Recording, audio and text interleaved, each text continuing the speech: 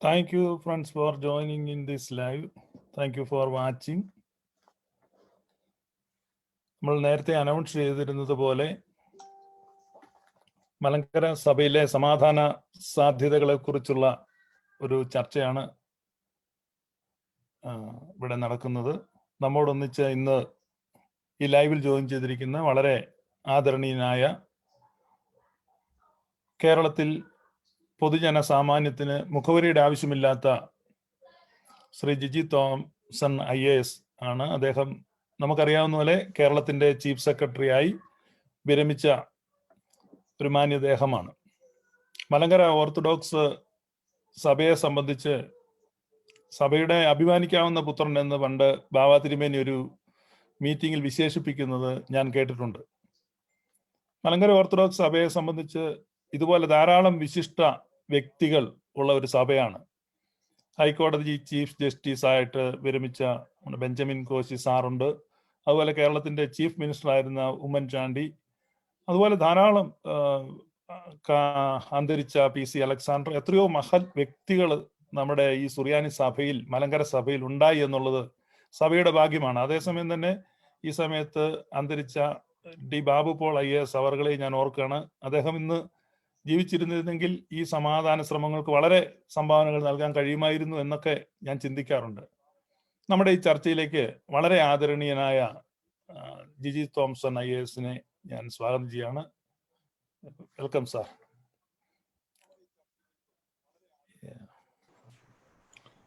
ഈ സഭാ സമാധാനത്തെ കുറിച്ച് പറയുമ്പോൾ താങ്കളെ പോലെ ഓർത്തഡോക്സ് സഭയിലെ പ്രമുഖരായ അംഗങ്ങളിൽ പലരും ഈ ഇരുഭാഗവും യോജിച്ച് സഭ ഒന്നായി തീരണമെന്ന് നിരന്തരമായിട്ട് ആവശ്യപ്പെടുന്നുണ്ട്. അത് സോഷ്യൽ മീഡിയയിലും പുറത്തും അങ്ങനെ ആ ആവശ്യം കാണുന്നുണ്ട്. എന്താണ് അതിന്റെ ഒരു സാങ്കത്യം, അങ്ങനെ ആവശ്യപ്പെടുന്നതിന്റെ ഒരു സാങ്കത്യം? ആദ്യമേ പറയാനുള്ളത്, ഈ ഒരു ചർച്ചയ്ക്ക് എന്നെ ക്ഷണിച്ചതിന് ഞാൻ നന്ദി പറയുന്നു. ബ്രദർ ഷിബു പിടിയേക്കലിനെ കുറിച്ച് ഞാൻ ധാരാളം കേട്ടിട്ടുണ്ട്, അങ്ങയുടെ പ്രഭാഷണങ്ങൾ ഞാൻ കേട്ടിട്ടുണ്ട്. എങ്കിലും ഇത് ആദ്യമായിട്ടാണ് നമ്മൾ നേരിട്ടൊരു ചർച്ചയ്ക്ക് നമ്മൾ ഒരുമിച്ച് കൂടുന്നത്. ഇത് വലിയ ഒരു കാര്യമാണ്.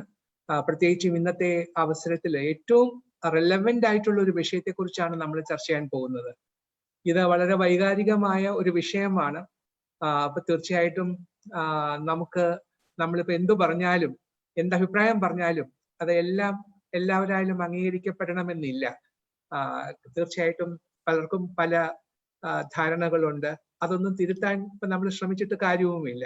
എങ്കിലും ദൈവത്തിൽ ആശ്രയിച്ച് മുന്നോട്ടുള്ള പ്രയാണം നമ്മൾ നടത്തണമെന്നുള്ളതാണ് ആദ്യമേ നമുക്ക് തീരുമാനിക്കാനുള്ളത്. നമ്മൾ ആദ്യം അങ്ങ് തീരുമാനിക്കണം, നമുക്ക് ഒറ്റ സഭ മാത്രമേ ആവശ്യമുള്ളൂ, ഒരു സഭ മതി, യോജിച്ചൊരു സഭ വേണം എന്ന് ആദ്യമേ നമ്മൾ അങ്ങ് തീരുമാനിച്ചാൽ ബാക്കിയുള്ള കാര്യങ്ങളെല്ലാം പിന്നാലെ വന്നുകൊള്ളും.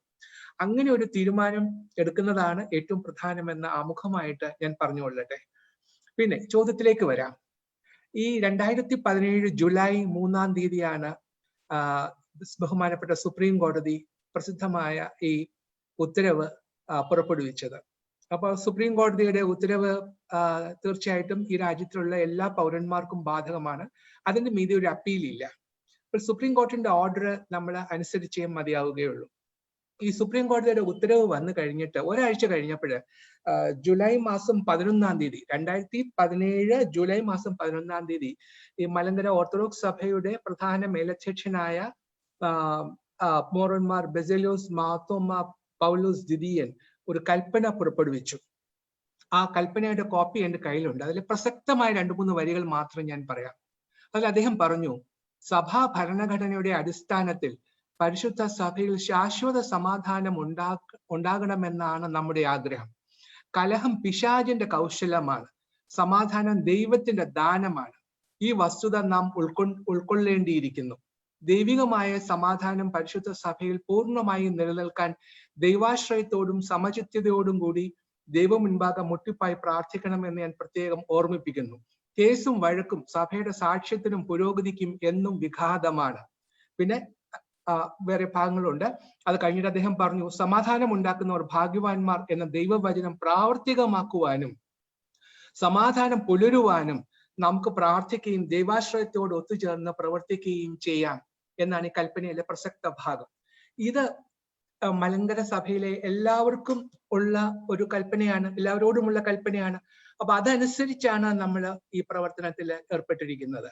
ഒന്ന്, തിരുമേനി തന്നെ, ബാബാ തിരുമേനി തന്നെ പറയുന്നു, സമാധാനം ഉണ്ടാക്കുന്നവർ ഭാഗ്യവാന്മാർ, അവർ ദൈവത്തിന്റെ പുത്രന്മാർ എന്ന് വിളിക്കപ്പെടും. കർത്താവിന്റെ ഗിരിപ്രഭാഷണത്തിലെ 7th ബീറ്റിറ്റ്യൂഡ് ആണ് ഈ പറഞ്ഞത്.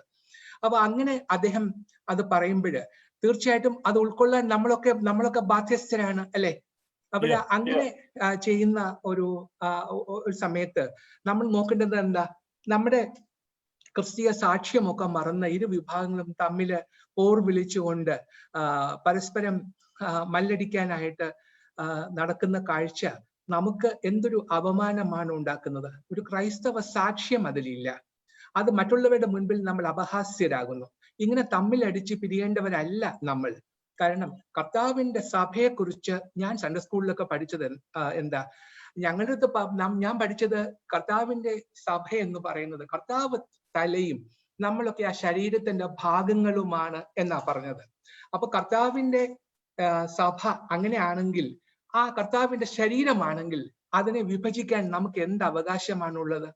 അപ്പൊ തീർച്ചയായിട്ടും നമ്മൾ അതിന് ഒരിക്കലും അതിനൊരു വഴിമരുന്ന് ഇട്ട് കൊടുത്തുകൂടാ. അതുകൊണ്ട് തന്നെയാണ് പറയുന്നത് നമുക്ക് കർത്താവിന്റെ സഭ ഒരുമിച്ച് നിൽക്കണം എന്ന് പറയുന്നത്. പിന്നെ നമുക്ക് ഇതിനകത്തൊക്കെ വ്യത്യസ്തമായ അഭിപ്രായം ഉണ്ടാകാനുള്ള കാരണം എന്താണെന്നോ? അതിന്റെ കാരണം നമ്മള് സഭയെക്കുറിച്ചുള്ള നമ്മളുടെ കാഴ്ചപ്പാടുകളാണ്. നമ്മുടെ കാഴ്ചപ്പാടുകളിൽ ഓരോരുത്തർക്കും ഓരോരോ കാഴ്ചപ്പാടുകളാണ്. അപ്പൊ സഭ എന്ന് പറയുന്നത് തീർച്ചയായിട്ടും എന്താണ് എന്ന് നമ്മൾ ശരിക്കും ഒന്ന് മനസ്സിലാക്കേണ്ടതായിട്ടുണ്ട്. കർത്താവിന്റെ സഭ എന്ന് പറയുന്നത് കർത്താവിന്റെ സുവിശേഷത്തിലൂടെ നമ്മെ കർത്താവിന് സദൃശരായി മാറ്റാൻ നമ്മളെ പര്യാപ്തമാക്കുന്നതാവണം സഭ. അങ്ങനെ നമ്മൾ മാറുമ്പോൾ നമ്മളിലൂടെ സമൂഹത്തിനും മാറ്റം ഉണ്ടാകുന്നു. അങ്ങനെ കർത്താവിനെ നമ്മൾ സാക്ഷ്യപ്പെടുത്തുന്നു. അതിനുള്ള ഒരു ഉപകരണമാണ്, അതിനുള്ള ഒരു മാർഗമാണ് സഭ എന്ന് പറയുന്നത്. അപ്പൊ പിന്നെ കർത്താവിന്റെ സഭയുടെ അടിസ്ഥാനം എന്ന് പറയുന്നത് കർത്താവ് തന്നെയാണ്. നമുക്ക് ദൈവത്തിന്റെ കോപം, അതിൽ നിന്ന് നമ്മളെ രക്ഷപ്പെടുത്താൻ ദൈവത്തിന്റെ കൃപ നമുക്ക് ആവശ്യമാണ്. ആ കൃപ ലഭിക്കുന്നത് ദൈവത്തിന്റെ മകനിലൂടെയാണ്. അങ്ങനെയാണ് ദൈവത്തിന്റെ മഹത്വം ഉണ്ടാകുന്നത്. We need to be saved from God's wrath by God's grace through God's Son and for God's glory. അപ്പൊ ഇത് പറയുമ്പം നമ്മൾ ആദ്യം മനസ്സിലാക്കേണ്ടുന്ന ഒരു കാര്യം എന്താണ് സഭ എന്താണ് അല്ലാത്തത്? Church is not a building. എല്ലാവരുടെയും വിചാരം ഇതൊരു കെട്ടിടം കണ്ടാലേ അത് പള്ളിയാണ്, ചർച്ചാണെന്നാണ്. Church is not a building. It is a body of true believers. It is not business. It is the bride of Christ chosen by the Father. It is not a corporation. It is a congregation of Christ followers. It is not a financial institution. It is a family. It is a flock. It is not led by CEOs. It is led by shepherds. It is not built by corporate executives. It is built by Christ and Christ alone. അങ്ങനെയുള്ള ഒരു സഭയെ നമ്മൾ വെട്ടിമുറിക്കുന്നത് ശരിയാണോ? അതാണ് നമ്മൾ ചോദിക്കുന്ന ചോദ്യം. അപ്പൊ അത് പാടില്ല എന്നുള്ളതാണ് നമ്മുടെ പോയിന്റ്. അതിനു വേണ്ടിയിട്ടാണ് ഞങ്ങൾ എല്ലാവരും കൂടി പറയുന്നത്, നമ്മൾ ഒരുമിച്ച് നമ്മളുടെ ഇരുഭാഗങ്ങളിലുമുള്ള ആൾക്കാർ ഒരുമിച്ച് എല്ലാ വ്യത്യാസങ്ങളും മറന്ന് കർത്താവിനെ ആത്മാവിലും സത്യത്തിലും ആരാധിക്കുന്ന ഒരു സഭയായി മാറണം. അത് കാണാനുള്ള ഭാഗ്യം നമ്മുടെ കണ്ണുകൾക്ക് ഉണ്ടാവണം. അതിനു വേണ്ടിയിട്ടാണ് ഞങ്ങൾ ഇങ്ങനെ ശ്രമിക്കുന്നത്. ഇപ്പൊ ഈ സംസാരിച്ചതിനിടയ്ക്ക് ഞാൻ ശ്രദ്ധിച്ചു, സൺഡേ സ്കൂളിൽ പഠിച്ചു എന്ന് പറഞ്ഞല്ലോ. ഈ സാധാരണ ഈ സിവിൽ ഓഫീസർമാരും അല്ല അങ്ങനെയൊക്കെയുള്ള നമ്മുടെ സഭാംഗങ്ങളാണെ തന്നെ അവര് പള്ളി, സൺഡേ സ്കൂള്, ആധ്യാത്മിക പ്രവർത്തനങ്ങൾ, അതിൽ ഇന്ന് തന്നെയാണെങ്കിലും IAS ട്രെയിനിങ്ങിന് പോകുന്ന കുഞ്ഞുങ്ങൾ സൺഡേ വർഷിപ്പിന് പോകുന്നില്ല, അവർ സൺഡേ ട്രെയിനിങ്ങിനാണ് പോകുന്നത്. അല്ല, അപ്പൊ സാറിനെ സംബന്ധിച്ച് ഞങ്ങൾക്ക് അത് അറിയാൻ താല്പര്യമുണ്ട്. സാറിന്റെ സൺഡേ സ്കൂൾ വിദ്യാഭ്യാസം ഇന്നിപ്പം വന്നിട്ട് ഈ ഒരു IAS ഓഫീസറായി പല സ്ഥലത്തും കേന്ദ്ര ഗവൺമെന്റിലും സംസ്ഥാന ഗവൺമെന്റിലും ഉയർന്ന പദവികളിലൊക്കെ ഇരുന്ന് ഇപ്പൊ റിട്ടയർ ചെയ്തപ്പം വെറുതെ വന്ന് ഈ പള്ളിക്കാര്യത്തിൽ ഇടപെടുന്നതാണോ, അതോ ചെറുപ്പം മുതൽ ഈ പള്ളിയുമായിട്ട് അതൊന്ന് വിശദീകരിച്ചെന്നല്ല ഞങ്ങൾ കേൾവിക്കാർക്ക് ഈ പള്ളിയുമായിട്ട് എന്താണ് ബന്ധം? അതെ അതെ, ഒരുപാട് പേര് ചോദിക്കുന്നുണ്ട് ഇയാൾ റിട്ടയറിന് ശേഷമാണോ ഈ പണിയൊക്കെ തുടങ്ങിയത് എന്ന്. ഞാൻ സൺഡേ സ്കൂളിൽ Thiruvananthapuram saint George orthodox cathedral പാളയത്തുള്ള നമ്മുടെ പള്ളിയിലെ മെമ്പറാണ്. ഞങ്ങളുടെ കുടുംബമായിട്ട് അവിടെയാണ് ഞങ്ങൾ മെമ്പേഴ്സ് ആയത്. ഞങ്ങൾ മാവേലിക്കരക്കാരാണ്. അവിടെ നിന്ന് തിരുവനന്തപുരത്ത് സെറ്റിൽ ചെയ്തവരാണ്. എന്റെ അച്ചാച്ചനും അമ്മച്ചിയും ഞങ്ങൾ 7 പേരുമാണ് മക്കള്, 4 ആണും 3 പെണ്ണും. ഞങ്ങൾ എല്ലാവരെയും പഠിപ്പിച്ചത് എല്ലാ ദിവസവും രാവിലെയും വൈകുന്നേരവും പ്രാർത്ഥിക്കണം. ശനിയാഴ്ച വൈകുന്നേരത്തെ സന്ധ്യാപ്രാർത്ഥന സമയത്ത്, പിറ്റേ ദിവസം ഞായറാഴ്ച വിശുദ്ധ ഏവൻഗലിയോൻ വായിക്കുന്ന ഭാഗം എടുത്ത് വായിക്കണം, അതിനെക്കുറിച്ച് നമ്മളൊന്ന് ചിന്തിക്കണം എന്നൊക്കെ പറഞ്ഞു തന്നിട്ടുണ്ട്. സൺഡേ സ്കൂളിൽ പഠിക്കുന്ന 1 തൊട്ട് 10 വരെ ഞാൻ സൺഡേ സ്കൂളിൽ പഠിച്ചിരുന്നു. സ്കൂൾ ക്ലാസ്സുകളിലെല്ലാം ഞാൻ ഒന്നാമനായിരുന്നു. മലങ്കര സഭ നടത്തിയ പ്രസംഗ മത്സരങ്ങളിലൊക്കെ ഞാൻ സമ്മാനിതനാണ്. 1ാം സമ്മാനം കിട്ടിയിട്ടുണ്ട്. പിന്നെ ഞാൻ സ്കൂളിൽ പഠിക്കുന്ന കാലത്ത് ഒരുപാട് പ്രസംഗ മത്സരങ്ങളിൽ പങ്കെടുക്കുകയും സ്കൂൾ യൂത്ത് ഫെസ്റ്റിവൽ ഫസ്റ്റ് കിട്ടി. പിന്നെ യൂണിവേഴ്സിറ്റിയിൽ ആയിരുന്നപ്പോഴ് ഇന്റർവേഴ്സിറ്റി ഡിബേറ്റില് കേരള യൂണിവേഴ്സിറ്റിക്ക് ആദ്യമായിട്ട് ഒരു ഗോൾഡ് മെഡലും ഒക്കെ കിട്ടിയത് ഒക്കെ ഞാൻ ഓർക്കുന്നു. അങ്ങനെ പ്രസംഗം ഒരു ഒരു ഒരു എന്താണ് പറയേണ്ടത്, ഒരു നിത്യ തൊഴിലായിരുന്നു. അങ്ങനെ പോയത് കൊണ്ടാവണം 1979 ഞാൻ IAS പരീക്ഷ എഴുതിയത്. അന്ന് വരെ പരിശീലന ക്ലാസ് ഒന്നും ഉണ്ടായിരുന്നില്ല. ഇത് കിട്ടണം എന്നുള്ള ഒരു വളരെ ആത്മാർത്ഥമായ ഒരു ആഗ്രഹം ഉണ്ടായിരുന്നു. അതിനു വേണ്ടിയിട്ട് ദൈവാശ്രയത്തോടെ ഞാൻ അതിന് ശ്രമിച്ചു. 79 പരീക്ഷയുടെ റിസൾട്ട് 80 വന്നു. അന്ന് കേരളത്തിൽ നിന്ന് ഒരാൾക്ക് മാത്രമേ IAS കിട്ടിയുള്ളൂ, അത് ഞാനായിരുന്നു.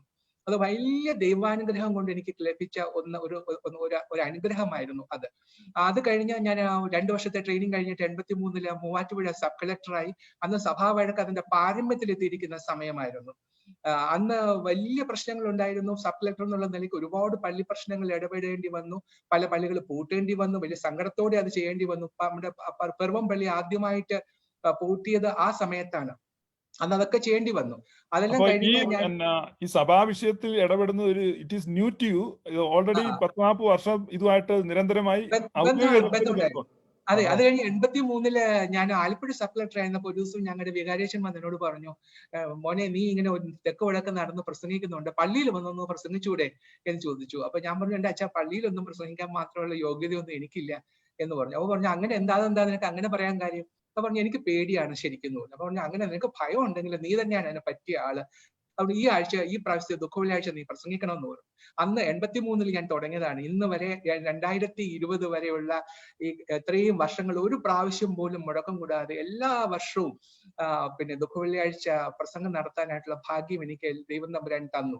അതുകൂടാതെ ഒരുപാട് പള്ളികളിൽ ഞാൻ ന്യൂയോർക്കിൽ വന്ന സമയത്ത് ന്യൂയോർക്കില്, ഓസ്ട്രേലിയ പോയപ്പോ മെൽബേണില്, അവിടെയൊക്കെയുള്ള പള്ളികൾ, അതെല്ലാം ഓർത്തഡോക്സ് പള്ളികളൊന്നും അല്ല കേട്ടോ. CSI പള്ളിയില്, പിന്നെ കാത്തലിക് ചർച്ചില്, മാർത്തോമാ പള്ളികളില് ഒക്കെ പ്രസംഗിക്കാൻ ക്ഷണിക്കാറുണ്ട്. അവിടെയൊക്കെ പോകാറുണ്ട്. അങ്ങനെയൊക്കെ പോയിരുന്നു. പിന്നെ എവിടെയൊക്കെ ഞാൻ ജോലി ചെയ്തിട്ടുണ്ടോ അവിടെ എല്ലാ സഭാപരമായ കാര്യങ്ങളിലെല്ലാം ഞാൻ ഇടപെട്ടിരുന്നു. MGOCSന്റെ ആക്റ്റീവ് മെമ്പർ ആയിരുന്നു. പിന്നീട് ഡൽഹിയിൽ ജോലി ചെയ്ത സമയത്ത് ഞങ്ങള് അവിടെ ബുദ്ധിമാന്ദ്യം സംഭവിച്ച കുഞ്ഞുങ്ങളെ പുനരുദ്ധരിക്കാൻ വേണ്ടിയിട്ട് ഒരു 1.5 കോടി രൂപ ചെലവിൽ ഒരു വലിയ ഒരു പ്രോജക്റ്റ് ഉണ്ടാക്കി. ആഞ്ചൽ എന്ന പേരിൽ, റോഹിണി, നോർത്ത് ഡൽഹിയിലുള്ളതാണ്. അതിനുള്ള ഏകദേശം 1.5 കോടി രൂപയോളം സമാഹരിക്കേണ്ടി വന്നു. ആ മുഴുവൻ തുകയും സമാഹരിക്കാനുള്ള ദൗത്യം എന്നെയാണ് ഏൽപ്പിച്ചത്. അതെല്ലാം ഇന്ന് ഭംഗിയായി നടക്കുന്നു. അപ്പൊ സഭാപരമായ കാര്യങ്ങളിൽ എത്രയോ വർഷങ്ങളായി ഞാൻ ഇടപെടുന്നത് പുതിയ ഒരു കാര്യമല്ല. പിന്നെ 2004 ഉമ്മൻചാണ്ടി സാറ് ചീഫ് മിനിസ്റ്റർ ആയ സമയത്ത് സഭ ഒരു അദ്ദേഹത്തിന്റെ പ്രത്യേക ദൂതനായിട്ട് ഞാൻ പുത്തൻകുരിശിൽ പോയി ശ്രേഷ്ഠ ബാവയും പിന്നെ പത്തനാപുരത്ത് പോയി ദിദിമോസ് ബാവയും കണ്ട് സമാധാനത്തിന് ശ്രമം നടത്തി. ഞങ്ങൾ ഒരു രഹസ്യധാരണ ഉണ്ടാക്കാൻ പറ്റുമോ എന്ന് നോക്കി. പക്ഷെ നിർഭാഗ്യവശാൽ അത് നടന്നില്ല. അപ്പൊ അന്നു മുതലേ എത്രയോ നാളായി നമ്മളിത് ചെയ്യുന്ന കാര്യമാണ്. പിന്നെ നമ്മളിത് ആരും പെരുമ്പറ അടിച്ചെങ്കും പറയാറില്ല. അതുകൊണ്ട് ആൾക്കാർക്ക് ഒരു സംശയമാണ് നമുക്ക് എന്താ ഇതിനകത്ത് കാര്യം എന്നുള്ളത്. അങ്ങനെ ഒരു സംശയം വരും. അതുകൊണ്ടാണ് ഒരു ക്ലാരിഫിക്കേഷൻ വേണ്ടി ഞാനത് ചോദിച്ചത്. മറ്റൊരു കാര്യം, 2018 ജനുവരി മാസത്തിലാണ് തോന്നുന്നു ഈ കോട്ടയം ബെസിലിയസ് കോളേജില് ഒരു ബെസിലിയസ് സ്മാരക പ്രഭാഷണം നടത്തിയായിട്ട് ഓർക്കുന്നുണ്ട്. അതിനകത്ത് ഒരു സഭാ സമാധാനത്തിന് വേണ്ടി പ്രായോഗിക തലത്തിൽ ഒരു ആക്ഷൻ പ്ലാൻ നിർദ്ദേശിച്ചതായിട്ട് കേട്ടിട്ടുണ്ട്. അപ്പൊ എന്താണ് അങ്ങനെ ഒരു ആക്ഷൻ പ്ലാൻ എന്ന് പറഞ്ഞ് എന്തായിരുന്നു അന്നത്തെ നിർദ്ദേശം? ഇന്ന് ആ നിർദ്ദേശത്തിന് എന്തെങ്കിലും പ്രസക്തി ഉണ്ടോ? ബെസിലിയസ് സ്മാരക പ്രഭാഷണം നടത്തിയ സമയത്ത് പരിശുദ്ധ ബാബാ തിരുമേനി ആയിരുന്നു അധ്യക്ഷൻ. മൂവാറ്റുപുഴയിലെ അത്താനാസ്യോസ് തിരുമേനിയും അന്ന് സന്നിഹിതനായിരുന്നു. നല്ലൊരു സാമാന്യം ഭേദപ്പെട്ട ഒരു ക്രൗഡ് ഉണ്ടായിരുന്നു. അപ്പൊ അന്ന് ഞാൻ പറഞ്ഞു, ഈ പരിശുദ്ധ ബെസേലിയോസ് രണ്ടാമന് കൊടുക്കാവുന്ന ഏറ്റവും വലിയ ആദരവെന്ന് പറയുന്നത് അദ്ദേഹം തുടങ്ങി വെച്ച സമാധാന പ്രക്രിയ പൂർത്തിയാക്കുക എന്നുള്ളതാണ്. ഇതിന്റെ അർത്ഥം ബാവ തിരുമേനിയും പാത്രിക്കീസ് ബാവയും കൂടെ ഒരുമിച്ച് നാളെ തന്നെ ഒരു MOU സൈൻ ചെയ്യണം എന്നല്ല. അത് ഒരു വളരെ ഒരു ലെങ്തി പ്രോസസ് ആയിരിക്കണം. അപ്പൊ ഞാൻ പറഞ്ഞത് 3 വർഷത്തെ ഒരു പ്ലാൻ നമ്മൾ തയ്യാറാക്കണം. ആദ്യത്തെ വർഷം നമ്മൾ സഹോദരരെ പോലെ പെരുമാറണം എന്ന് പറഞ്ഞാൽ നമ്മൾ കോടതി വിധിയൊക്കെ കിട്ടി, നമ്മൾ ജയിച്ചു നിൽക്കുന്ന കക്ഷികളാണ്. പക്ഷെ എന്നാലും നമ്മൾ ഒന്നും ചെയ്യാൻ പാടില്ല. നമ്മൾ ലെറ്റ് us റിമൈൻ ആ സ്റ്റാറ്റസ് കോ അങ്ങനെ തന്നെ മെയിൻറ്റെയിൻ ചെയ്യുക, സഹോദരരെ പോലെ പെരുമാറുക. അത് കഴിഞ്ഞിട്ട് അടുത്ത വർഷം, 2ാമത്തെ വർഷം നമുക്ക് സഹവർത്തിത്വമാവാം. എന്ന് വെച്ചാൽ അപ്പുറത്തുള്ള തിരുമേനിമാർക്ക് ഇവിടെ വരാം, ഇവിടെയുള്ള തിരുമേനിമാർക്ക് അവിടെ പോകാം, നമ്മൾ ഒരുമിച്ച് കല്യാണത്തിന് അങ്ങോട്ടും ഇങ്ങോട്ടും ഒക്കെ പാർട്ടിസിപ്പേറ്റ് ചെയ്യാം, ദുഃഖവെള്ളിയാഴ്ച നമസ്കാരം ഒരുമിച്ച് നടത്താം, ഈസ്റ്റർ, ക്രിസ്മസ് അവിടെയെല്ലാം നമ്മൾ ഒരുമിച്ച് നടത്തുക. അപ്പൊ ഇങ്ങനെ നമ്മൾ ചെയ്യുന്നതിന്റെ ഉദ്ദേശം നമ്മൾ കോൺഫിഡൻസ് ബിൽഡിംഗ് മെഷേഴ്സ് ഉണ്ടാക്കണം. അപ്പൊ ഈ കോൺഫിഡൻസ് ബിൽഡിംഗ് മെഷേഴ്സ് ഉണ്ടാക്കി കഴിയണം. എന്ന് വെച്ചാൽ സാധാരണ നമ്മളെ വിദേശ എക്സ്റ്റേണൽ അഫയേഴ്സ് ജാർഗണിൽ നമ്മൾ പറയുന്ന ഒന്നാണ് CBMs എന്ന് പറയും. അപ്പൊ ഇപ്പൊ ഇന്ത്യയും പാകിസ്ഥാനും കൂടെ സമാധാനം ഉണ്ടാക്കണം എന്ന് പറഞ്ഞു കഴിഞ്ഞാൽ നാളെ തന്നെ പ്രധാനമന്ത്രിയും അവിടുത്തെ പ്രധാനമന്ത്രിയും കൂടെ ഒരുമിച്ച് പോയി ഒരു MOU അല്ലെങ്കിൽ ഒരു അഗ്രിമെന്റ് സൈൻ ചെയ്യത്തില്ല. ആദ്യം ചെയ്യുന്നത് എന്താ, നമ്മൾ ക്രിക്കറ്റ് ടീമിനെ അങ്ങോട്ട് അയക്കും, അവരുടെ ക്രിക്കറ്റ് ടീം ഇങ്ങോട്ട് വരും, നമ്മുടെ പാട്ടുകാർ അങ്ങോട്ട് പോകും, അവിടുന്ന് കവ്വാലി സിംഗേഴ്സ് ഇങ്ങോട്ട് വരും, പിന്നെ നമ്മൾ വാഗാ ബോർഡർ തുറന്നിടും. ഇങ്ങനെ നമ്മൾ കുറെ കോൺഫിഡൻസ് ബിൽഡിംഗ് മെഷേഴ്സ് എടുത്ത് ഇതിനെയെല്ലാം നമ്മളൊരു സമാധാന പ്രക്രിയ റെഡിയാക്കി കഴിഞ്ഞതിന് ശേഷം മാത്രമേ നമ്മൾ സമാധാനത്തെ കുറിച്ച് ചർച്ച ചെയ്യുള്ളൂ. അപ്പോൾ ഉദ്യോഗസ്ഥന്മാരൊക്കെ അങ്ങോട്ട് പോയിട്ട് എല്ലാം ചർച്ച ചെയ്ത് എല്ലാ തർക്കങ്ങളും ഒക്കെ മാറ്റി അവസാനം ഒരു അഗ്രിമെന്റ് ഒക്കെ റെഡിയായി എന്ന് പറയുന്ന സമയത്ത് മാത്രമേ പ്രധാനമന്ത്രിമാർ ഒരുമിച്ച് മീറ്റ് ചെയ്യത്തുള്ളൂ. ഇതുപോലെ വേണം നമ്മളും ചെയ്യേണ്ടുന്നത്. അപ്പൊ നമ്മൾ ആദ്യത്തെ വർഷം സഹോദരന്മാരെ പോലെ പെരുമാറുക, 2ാമത്തെ വർഷം നമ്മൾക്ക് സഹവർത്തിത്വമാവാം, അത് കഴിഞ്ഞ് കോൺഫിഡൻസ് ബിൽഡിംഗ് മെഷേഴ്സ് ഒക്കെ എടുത്തു കഴിഞ്ഞിട്ട് 3ാമത്തെ വർഷം അതായത് 2021 മാത്രമേ നമ്മൾ സമാധാനത്തെ കുറിച്ച് ചർച്ച ചെയ്യാവുള്ളൂ. അപ്പോഴേക്കും അതൊരു പരുവമാവും. അപ്പോഴേക്കും അതിനുള്ള ഒരു തയ്യാറെടുപ്പ് ഉണ്ടാവും. ആളുകളൊക്കെ പറയും, നമുക്ക് ഒരുമിച്ച് ദുഃഖവെള്ളിയാഴ്ച നമസ്കാരം നടത്താം, ഒരുമിച്ച് ഈസ്റ്ററിന് കൂടാം, ഒരുമിച്ച് ക്രിസ്മസിന് കൂടാം, കല്യാണങ്ങൾ ഒരുമിച്ച് നടത്താം, പിന്നെ എന്നാത്തിനാണ് ഈ ബഹളം ഉണ്ടാക്കുന്നത് എന്ന് അവരെ തീർച്ചയായിട്ടും ചോദിക്കും. അപ്പോൾ നമുക്കൊരു മാറ്റം ഉണ്ടാവും. അങ്ങനെ ചെയ്യണമെന്നാണ് ഞാൻ അന്ന് പറഞ്ഞത്. അത് ഇന്ന് ഞാൻ തിരിഞ്ഞു നോക്കുമ്പോൾ അത് ചെയ്തിരുന്നെങ്കിൽ തീർച്ചയായിട്ടൊരു മാറ്റം ഉണ്ടാകുമായിരുന്നു. ഇന്നും എന്റെ വിശ്വാസം ഇപ്പോഴും നമുക്ക് 2 വർഷം നമ്മൾ നഷ്ടപ്പെടുത്തി, നമ്മൾ ഒരുപാട് പേരെ ഹേർട്ട് ചെയ്തു, നമ്മൾക്ക് ആവശ്യമില്ലാത്ത പ്രസ്താവനകള്, നമ്മുടെ ചില ആക്രോശങ്ങള്, അതൊക്കെ ഇരുവിഭാഗത്തിലുമുള്ള ആൾക്കാരെ ഒരുപാട് ഹേർട്ട് ചെയ്തു. എന്നാൽ പോലും ഇതൊക്കെ ഈ മുറിവുകളൊക്കെ നമുക്ക് ഉണക്കാൻ സാധിക്കും. കാരണം നമ്മളെല്ലാം ക്രിസ്ത്യാനികളാണ്, നമ്മൾ കർത്താവിന്റെ വചനം നമ്മൾ വായിക്കുന്നതാണ്, പഠിക്കുന്നവരാണ്, അല്ലെ? 70 വട്ടം ക്ഷമിക്കണമെന്നാ കർത്താവ് പറഞ്ഞു തന്നിരിക്കുന്നത്. അതുകൊണ്ട് ഇതെല്ലാം നമുക്ക് ക്ഷമിച്ച് നമ്മുടെ സഭയുടെ ഒരു ഒരുമിപ്പിന് വേണ്ടിയിട്ട്, ഐക്യത്തിന് വേണ്ടിയിട്ട്, ഈ നമുക്കുണ്ടായ എല്ലാ ഹേർട്ടും അതൊക്കെ നമുക്ക് മായ്ച്ചു കളഞ്ഞ് നമുക്ക് ഒരുമിക്കാൻ സാധിക്കും. അതിന് വേണ്ടുന്ന ഇപ്പോഴും നമുക്കത് ചെയ്യാവുന്നതേ ഉള്ളൂ എന്നാണ് എന്റെ ബലമായ വിശ്വാസം. മറ്റൊരു ചോദ്യം ഉള്ളത്, ഈ കഴിഞ്ഞ ഇടയ്ക്ക് സോഷ്യൽ മീഡിയയിൽ പ്രചരിച്ച ഒരു ന്യൂസ് ആണ്, താങ്കളും മറ്റു 100 പേരും കൂടെ ഒപ്പിട്ട് ഒരു നിവേദനം പരിശുദ്ധ ബാവാ തിരുമേനിക്ക് കൊടുത്തു എന്ന്. ഞങ്ങളെ സംബന്ധിച്ച് എന്തായിരുന്നു ആ നിവേദനത്തിൽ എന്നറിയാനൊരു താല്പര്യമുണ്ട്. നിങ്ങൾ എന്താണ് നിവേദനം കൊടുത്തത്? അതെ, ഞങ്ങള് ഇതെല്ലാം കണ്ടിട്ട് ഞങ്ങള് കുറെ പേര് കൂടി, ഞാൻ കൂടാതെ എന്റെ സഹപ്രവർത്തകരായ PH Kurian, additional chief secretary ആയിട്ട് റിട്ടയർ ചെയ്ത PH കുര്യൻ, സാജൻ പീറ്റർ, അദ്ദേഹം അഡീഷണൽ ചീഫ് സെക്രട്ടറി ആയിട്ട് റിട്ടയർ ചെയ്ത ആളാണ്.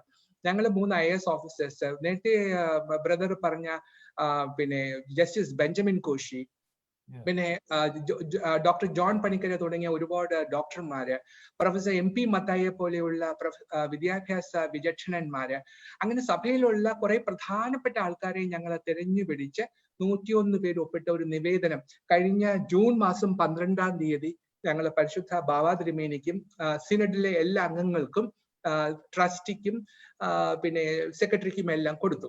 അതിൽ പറഞ്ഞ പ്രധാനപ്പെട്ട കാര്യം ഇതായിരുന്നു. കാരണം സിനഡ്, ഓർത്തഡോക്സ് സഭയുടെ സിനഡ് പറഞ്ഞു 2017 സുപ്രീം കോടതി വിധിയും 34 ഭരണഘടനയും അനുസരിച്ച് നമുക്ക് സമാധാനത്തിന് തയ്യാറുണ്ടെങ്കിൽ നമുക്ക് സമാധാനമാകാം എന്ന് സിനഡ് തീരുമാനിച്ചു. പരിശുദ്ധ ബാവാ തിരുമേനിയും ഇതേപോലൊരു പ്രസ്താവന ഇറക്കി. ഞാൻ ആദ്യമേ അത് വായിച്ചു കേൾപ്പിച്ചല്ലോ. അപ്പൊ അങ്ങനെ ആ തീരുമാനത്തിന്റെ അടിസ്ഥാനത്തിൽ ഇനി നമുക്ക് നെക്സ്റ്റ് സ്റ്റെപ്സ് എടുക്കണം, അല്ലെ? നമ്മളൊരു തീരുമാനം പറഞ്ഞാൽ പോരല്ലോ, നമ്മളൊരു തീരുമാനം പറഞ്ഞു ഒരു പ്രഖ്യാപനം നടത്തിയാൽ പോരാ. Always we need to know what to do next. അടുത്ത് എന്താ ചെയ്യേണ്ടതെന്ന് നമ്മൾ അറിഞ്ഞിരിക്കണം. അപ്പൊ അതിനു വേണ്ടിയിട്ട് ഞങ്ങൾ പറഞ്ഞു നമുക്ക് ഇതിന് തയ്യാറാണെങ്കിൽ ഇതിന്റെ അടിസ്ഥാനത്തിൽ ഈ പാരാമീറ്റേഴ്സിനകത്ത് നിന്നുകൊണ്ട് നമുക്ക് അവരെ ചർച്ചയ്ക്ക് വിളിക്കാം. അതിനുവേണ്ടി ഒരു കമ്മിറ്റി രൂപീകരിക്കുക. ആ കമ്മിറ്റി രൂപീകരിച്ച് ഇതിന്റെ നട്ട്സ് ആൻഡ് ബോൾസ് ഒക്കെ നമുക്ക് ശരിക്കും ഒന്ന് പരിശോധിക്കാം. അങ്ങനെ ചെയ്താൽ നമുക്ക് ഒരു സമാധാനത്തിനുള്ള ഒരു ഒരുക്കു കൂട്ടാം. അതാണ് ഞങ്ങൾ പറഞ്ഞ പ്രധാനപ്പെട്ട കാര്യം. അപ്പൊ ഈ നിവേദനമാണ് ഞങ്ങൾ കഴിഞ്ഞ ജൂൺ മാസം 12-ാം തീയതി കൊടുത്തത്. നിർഭാഗ്യവശാൽ ഇന്ന് വരെ ഇത് സംബന്ധിച്ച് ഒരു ചർച്ചയും നടന്നിട്ടില്ല. അതാണ് ഞങ്ങളെ വളരെയധികം ദുഃഖിതരാക്കുന്നത്.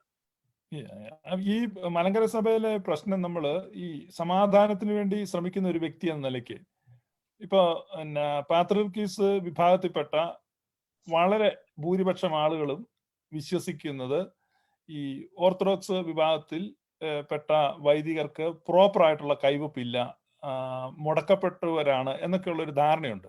അപ്പൊ അങ്ങനെ ഒരു ചിന്ത നിലനിൽക്കുമ്പോൾ നമുക്ക് സമാധാനത്തിന് എന്ത് സാധ്യതയാണ് കാണുന്നത്? എങ്ങനെയാണത്? ഞാൻ വളരെ ക്രൂഷ്യലായ ഒരു ചോദ്യം ചോദിക്കുന്നു കേട്ടോ. ഇത് ഈ മുടക്കപ്പെട്ടവർ എന്നുള്ള ഈ വിശേഷണം ഇത് എനിക്ക് തോന്നുന്നു ഇത് പാത്രിയർക്കീസ് വിഭാഗത്തിലുള്ളവർ അവരുടെ കൂടെയുള്ള ആൾക്കാരെ കൂടെ നിർത്താൻ വേണ്ടി ഉപയോഗിക്കുന്ന ഒരു തന്ത്രമാണ്. കാരണം ഇതൊക്കെ പറഞ്ഞാല് ഇങ്ങനെ പറഞ്ഞ് ഇൻഡോക്ട്രിനേറ്റ് ചെയ്താല് ഒരു കാരണവശാലും ഓർത്തഡോക്സ് സഭയുമായിട്ട് നമുക്കൊരു ഒരുമിപ്പ് വേണ്ട.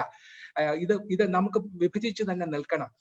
അന്ത്യോഖ്യയുമായിട്ടുള്ള ബന്ധം നമുക്ക് മാറ്റണ്ട എന്നൊക്കെ പറഞ്ഞ് ഇങ്ങനെ ചെയ്യാൻ വേണ്ടിയിട്ട് ഉപയോഗിക്കുന്ന ഒരു തന്ത്രമായിട്ട് മാത്രമേ ഇത് നമുക്ക് കാണാൻ പറ്റുകയുള്ളൂ. അപ്പൊ നമ്മള് ഈ വാദം തന്നെ പാത്രിയർക്കീസ് വിഭാഗം പലപ്പോഴും സഭാ കേസ് നടന്ന സമയത്ത് ഇങ്ങനെ പറഞ്ഞിട്ടുണ്ട്. ഇപ്പം ഒരു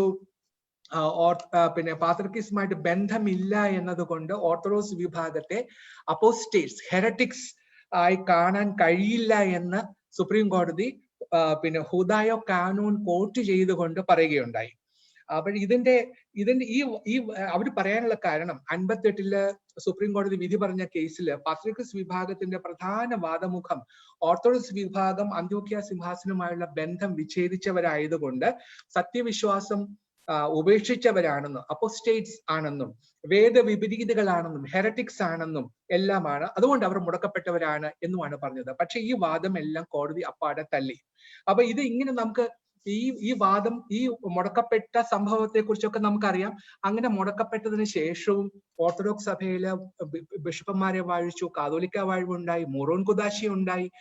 പിന്നെ ഇതില് ഇപ്പൊ നമുക്ക് ഏറ്റവും നല്ലൊരു എക്സാമ്പിള് ഇപ്പൊ കഴിഞ്ഞ ഏറ്റവും അവസാനം പരിശുദ്ധ പാത്രിയർക്കീസ് ബാവ കേരളത്തിൽ വന്നപ്പോൾ അദ്ദേഹം ഒരു വിവാഹം ആശീർവദിച്ചിരുന്നു. ആ വിവാഹം ആശീർവദിച്ച സമയത്ത് വധു ഒരു ഓർത്തഡോക്സ് പെൺകുട്ടിയായിരുന്നു. അപ്പൊ അന്ന് ആ മുടക്കപ്പെട്ട സഭയിലെ ഒരു അംഗത്തെ പരിശുദ്ധ പാത്രിയർക്കീസ് ബാവ വിവാഹത്തിന് വേണ്ടിയിട്ട് ആശീർവദിക്കുന്ന സമയത്ത് ആ കുട്ടിയുടെ മുടക്ക് മാറ്റിയില്ലല്ലോ, അതിന് രണ്ടാമത് മൂറോൻ പൂശിയില്ലല്ലോ. അപ്പോൾ അതൊക്കെ അദ്ദേഹത്തിന് ചെയ്യാൻ കഴിയുമെങ്കിൽ പിന്നെ ഈ പറഞ്ഞതിനകത്ത് എന്താണ് അർത്ഥം? ഇപ്പൊ നമ്മൾ സാധാരണ രാഷ്ട്രീയ പാർട്ടികളൊക്കെ ചെയ്യുന്ന കണ്ടിട്ടില്ലേ, ഒരു പാർട്ടി വളരുമ്പോഴത്തേക്കും എ പാർട്ടി ബി പാർട്ടിയുടെ ചെയർമാനെ പുറത്താക്കും, ബി പാർട്ടി ഒന്ന് എ പാർട്ടിയുടെ ചെയർമാനെ പുറത്താക്കും. ഇതൊക്കെ രാഷ്ട്രീയ പാർട്ടികളിൽ നമ്മൾ സ്ഥിരം കാണുന്ന ഒരു കാഴ്ചയാണ്. അപ്പൊ ഇപ്പൊ നമുക്ക് ഇതെല്ലാം ഈ മുടക്കപ്പെട്ടവർ പട്ടത്വമില്ലാത്തവർ എന്നൊക്കെ പറയുന്നതിനകത്തൊന്നും വലിയ പ്രാധാന്യം നമ്മൾ കൊടുക്കേണ്ടതില്ല.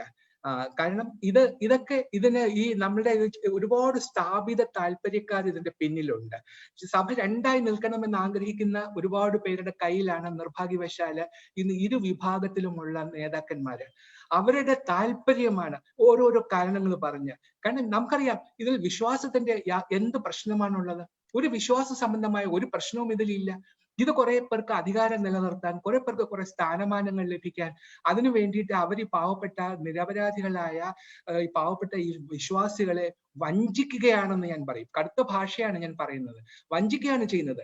അവരോട് പറഞ്ഞു കൊടുക്കുന്നില്ല. ഇതൊക്കെയാണോ ഇഷ്യൂസ്? ഇതൊക്കെയാണോ നമ്മൾ പറഞ്ഞ് ജനങ്ങളെ തെറ്റിദ്ധരിപ്പിക്കേണ്ടത്? നമ്മുടെ ആത്യന്തികമായ ലക്ഷ്യം എന്താ? ഞാൻ ആദ്യമേ പറഞ്ഞില്ലേ, നമ്മുടെ കർത്താവിന്റെ ശരീരമാണിത്. അതിനെ വെട്ടിമുറിക്കാൻ പാടില്ല. അവിടെ വിയോജിപ്പെന്നൊരു പ്രോബ്ലം ഇല്ല. There is no option. അത് ഒന്നിച്ച് നിന്നേ മതിയാവുകയുള്ളൂ.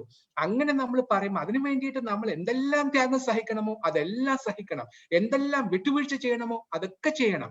അങ്ങനെ ചെയ്യുമ്പോഴാണ് നമ്മൾ ക്രൈസ്തവ സാക്ഷ്യത്തിന് ഉടമകളാകുന്നത്.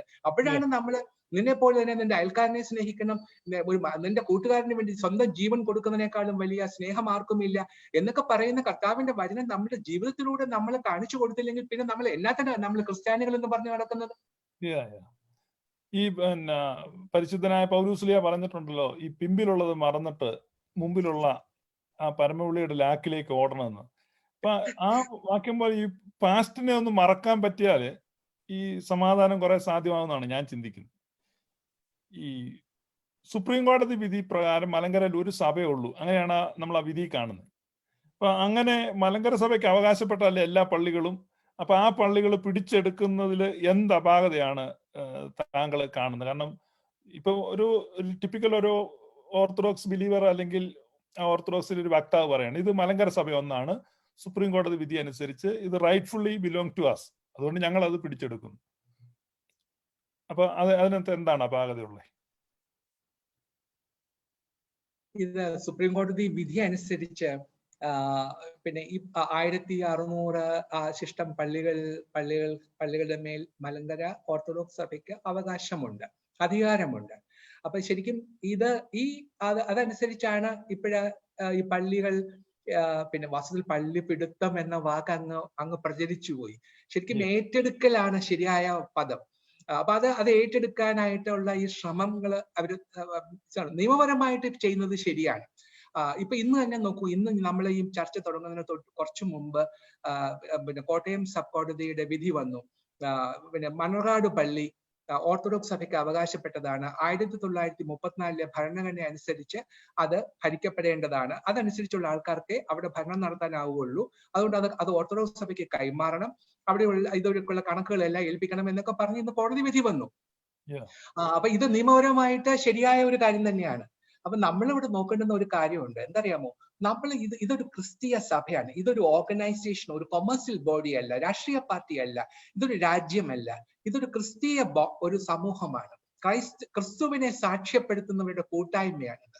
അങ്ങനെ വരുമ്പോൾ ഇതിനകത്ത് എല്ലാം ഇതിനെ സുപ്രീം കോടതിയുടെ ഉത്തരവും എല്ലാം ഉണ്ടെങ്കിൽ തന്നെയും ഇതിലെല്ലാം നടപ്പിലാക്കുന്നതിന് ഒരു ക്രൈസ്തവ മാർഗമുണ്ട്. ഇപ്പൊ നമ്മൾ എന്തെല്ലാം പറഞ്ഞാലും ശരി, അപ്പൊ ഞാൻ ഈ ഭാഗത്ത് മൂവാറ്റുപുഴ സബ് കളക്ടർ ആയിരുന്നുകൊണ്ട് മൂവാറ്റുപുഴ സബ് ഡിവിഷനിലാണ് ഏറ്റവും കൂടുതൽ പ്രോബ്ലം ഉള്ളത്. കാരണം അങ്കമാലി മുതല് പിന്നെ കൂത്താട്ടുകുളം വരെയുള്ള ഭാഗത്ത്, അല്ലെങ്കിൽ തൊടുപുഴ മുതല് കിഴക്ക് ഇവിടെ പടിഞ്ഞാറ് മാമല വരെയുള്ള സ്ഥലങ്ങളിലെല്ലാം ഉള്ള പള്ളികളിലെ പ്രശ്നങ്ങളാണ്. അവിടെ എല്ലാം അറിയാമല്ലോ, അങ്കമാലി ഭാഗത്ത് പെരുമ്പാവൂര്, കോതമംഗലം, മൂവാറ്റുപുഴ, പിറവം, കൂത്താട്ടുകുളം തുടങ്ങിയ ഭാഗങ്ങളെല്ലാം പാത്രിക്കീസ് കക്ഷിക്ക് ഏറ്റവും കൂടുതൽ ഭൂരിപക്ഷമുള്ള സ്ഥലമാണ്. എനിക്ക് നന്നായിട്ട് അറിയാവുന്നതാണ്. അവിടെയുള്ള പള്ളികളിലെ ഓർത്തഡോക്സുകാർ വളരെ ന്യൂനപക്ഷമാണ്. അപ്പൊ അതിനർത്ഥം ഇത് കോടതി പറഞ്ഞിട്ടുണ്ട്, ഭൂരിപക്ഷവും ന്യൂനപക്ഷവും നോക്കിയിട്ടല്ല ഇത് തീരുമാനിക്കുന്നത്. കറക്റ്റാണ്. കോടതി പറയുന്നത് കോടതിയുടെ മുമ്പിലുള്ള നിയമങ്ങളും അതിനിവിടെ രാജ്യത്തിലെ വ്യവസ്ഥാപിതമായ നിയമങ്ങളും അനുസരിച്ച് അവർ പറയുന്നത് ശരി തന്നെയാണ്. പക്ഷെ അതിലുമുപരി ഇപ്പോൾ നമ്മള് ഈ ഭാഗങ്ങളിലെല്ലാം ഈ പള്ളികൾ നമ്മൾ പിടിച്ചെടുക്കുക അല്ലെങ്കിൽ ഏറ്റെടുക്കുമ്പോൾ അത് ഏറ്റെടുക്കുന്നതിന് ഒരു രീതിയുണ്ട്. ആ രീതി പോലീസ് പ്രൊട്ടക്ഷൻ കൊണ്ട് പോലീസുകാരെ വിളിച്ച് അല്ല അത് ചെയ്യേണ്ടുന്നത്.